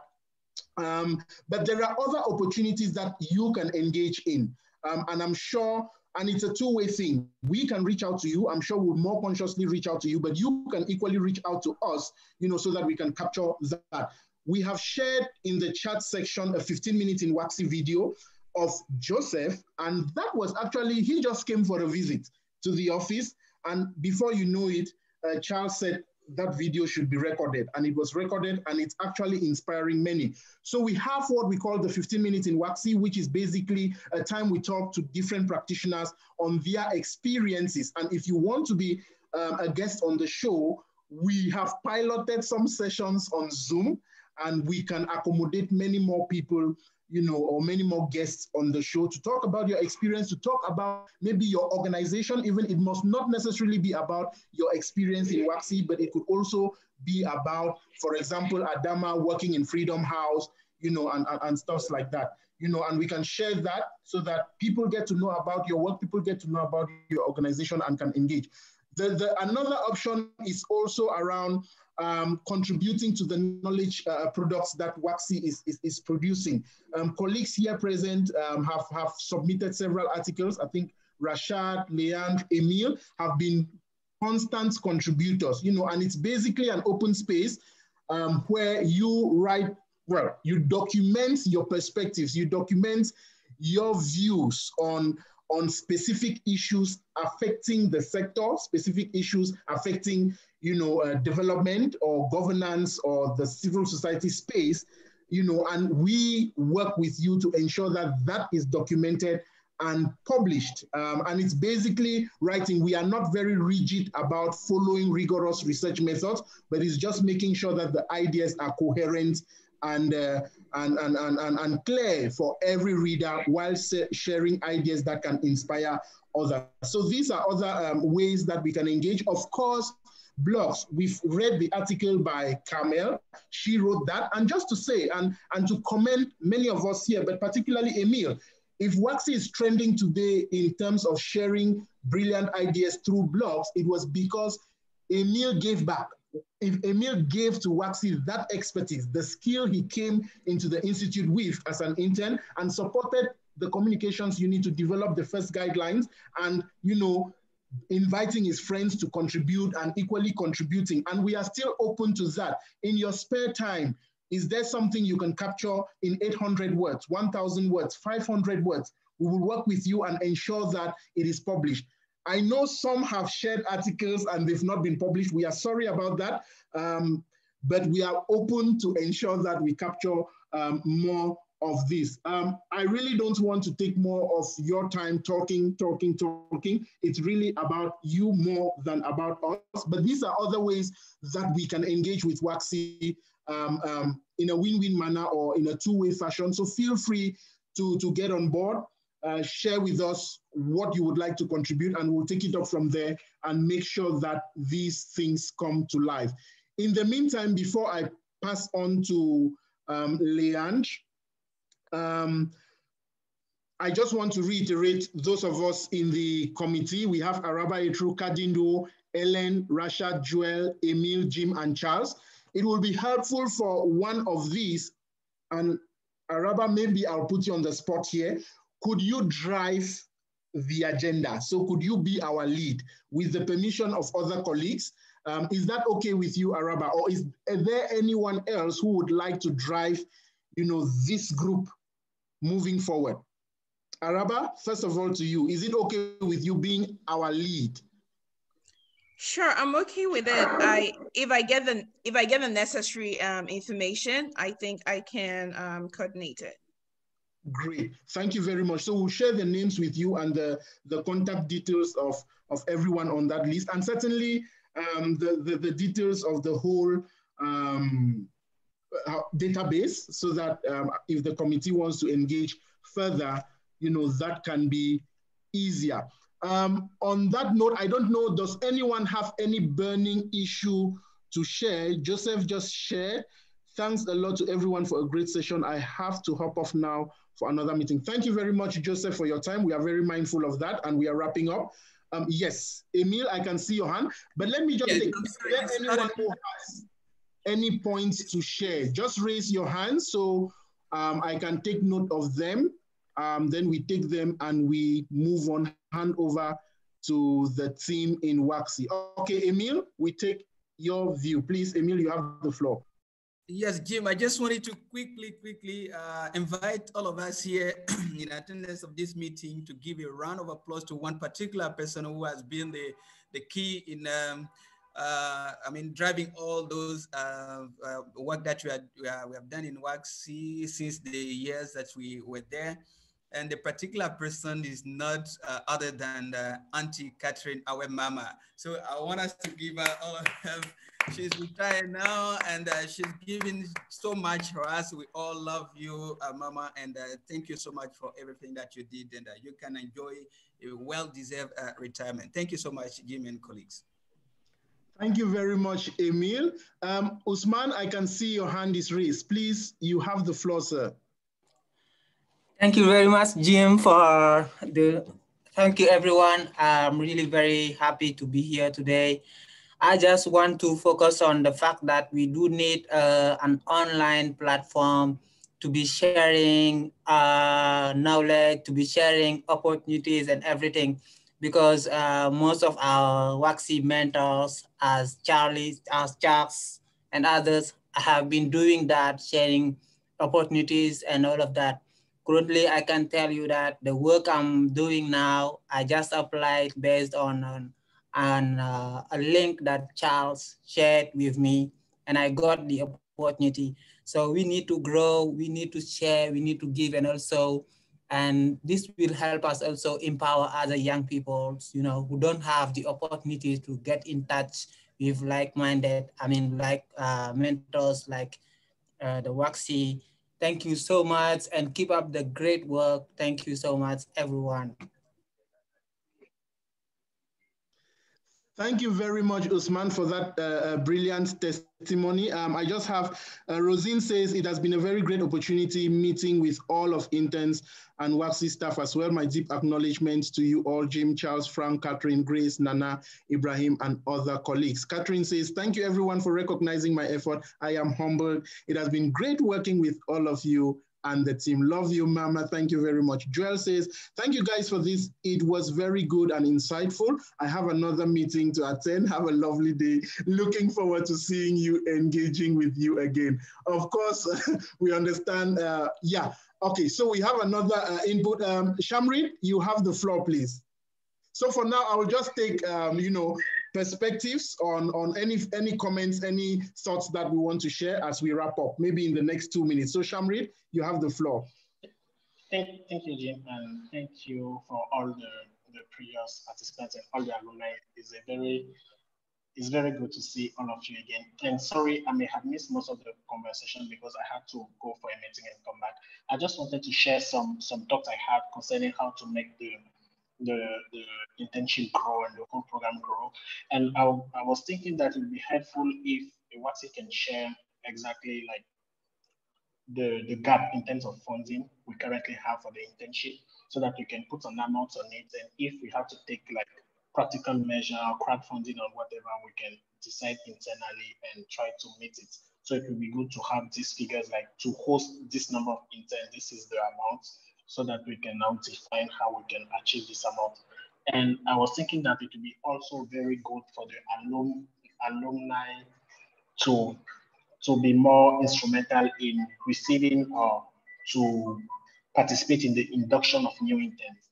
Like, I feel like it'd be good for all the new interns to discuss with some people from the alumni and have some perspective from them. I was thinking also that in regard with Waxy's plan of having a technology next generation component, it could be good maybe to extend the internship to other departments of WAXI, such as the M&E department, the communication department, so that it can have this more encompassing perspective, and instead of necessarily having a separated technology next generation internship program, which will be another addition to the pack. If we could have maybe instead of 3, 5, or 6 intern, where all of them can where the additional units are now specifically targeted or advertised. So I think it will be also helpful. And my last point, no, I think that's my last one. Sorry, I may have repeated some of the inputs made by others. I just felt that it would be good to share that. Thank you.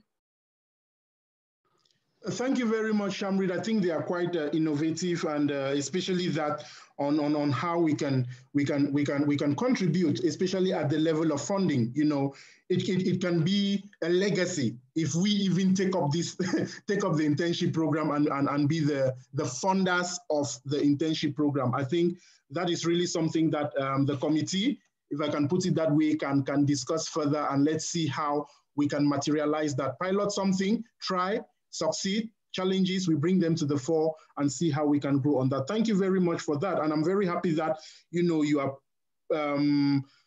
putting forward the proposal. I think you are reiterating that alumni should be part of the grooming process of current interns. So points well noted, and I'm sure that the relevant authorities will take that into account. I can see some comments here.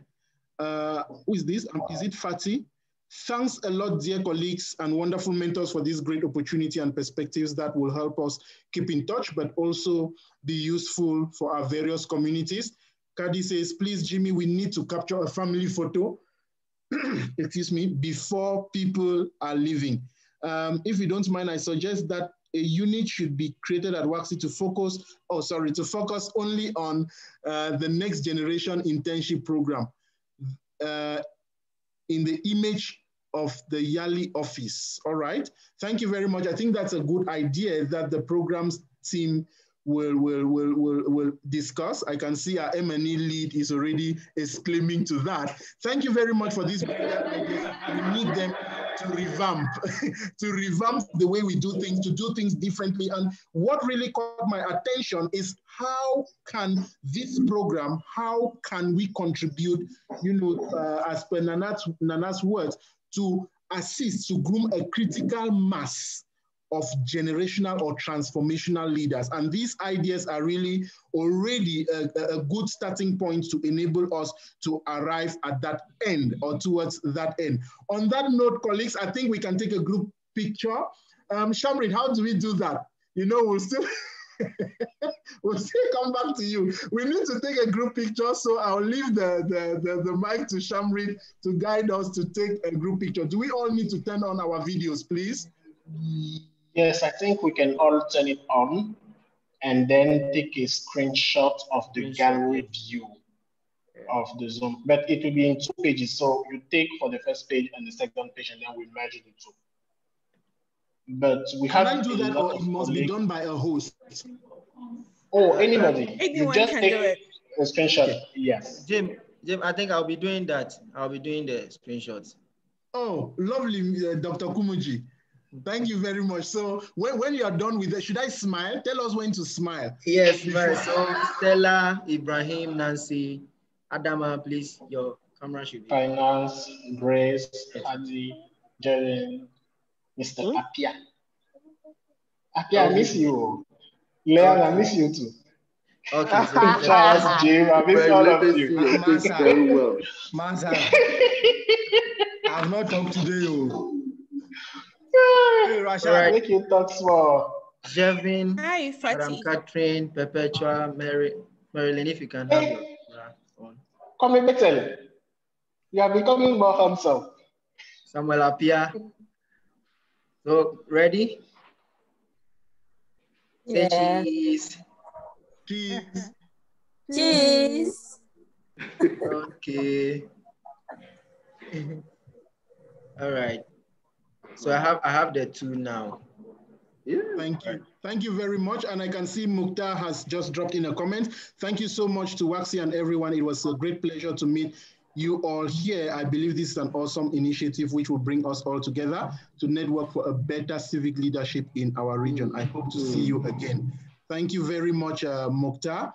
So on that note, may I invite Leandro and Charles to bring us to a close. Thank you all very much, and it was good meeting you. Linda, salut, madame. Thank you so much, Jim, for that excellent, moderation of facilitations. A lot of relevant recommendations or suggestions came up, and all are duly noted. We will write them down. We will even share a brief note with you all in the coming days. So we will look at some of them, how we can prioritize them, which one we can take upon ourselves, which also we can also delegate to the steering committee that we set up to also lead on this action. Thank you so much to you all to your participation. When we started at the zenith in terms of the number, we're 39. Now we are 33, which is still much closer to the number that we started with.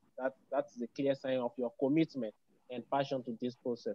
So I'll give now the floor to Charles to close this meeting and end it here. Thank you so much to you all.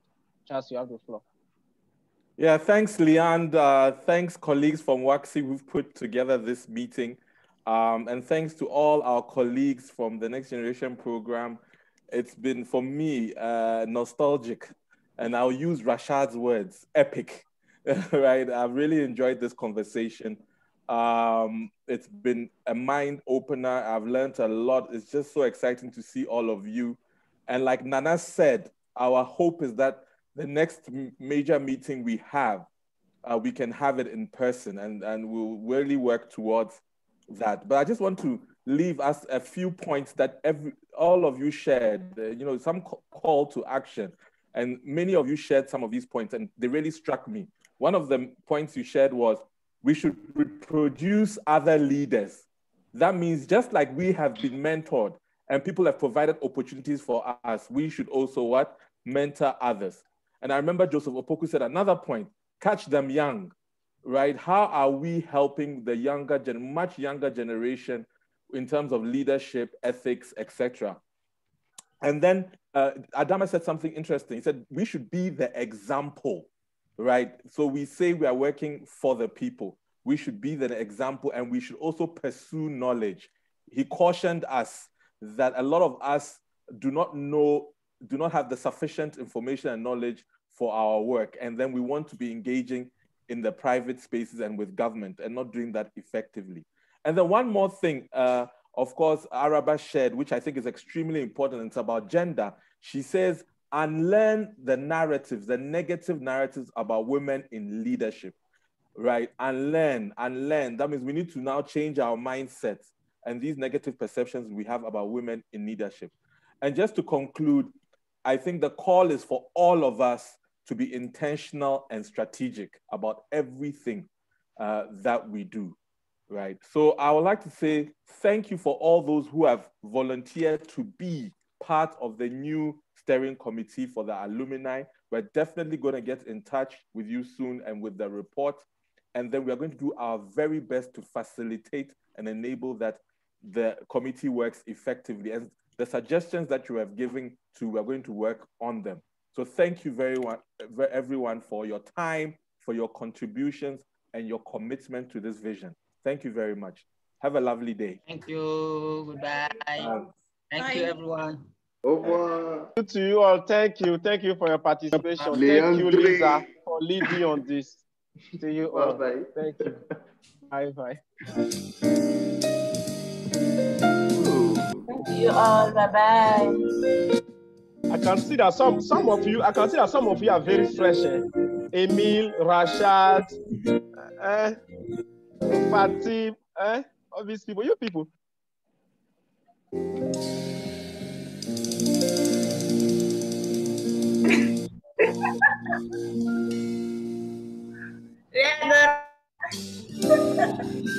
Leon, Lisa, and the CGC team, well done. This has been such a successful conference.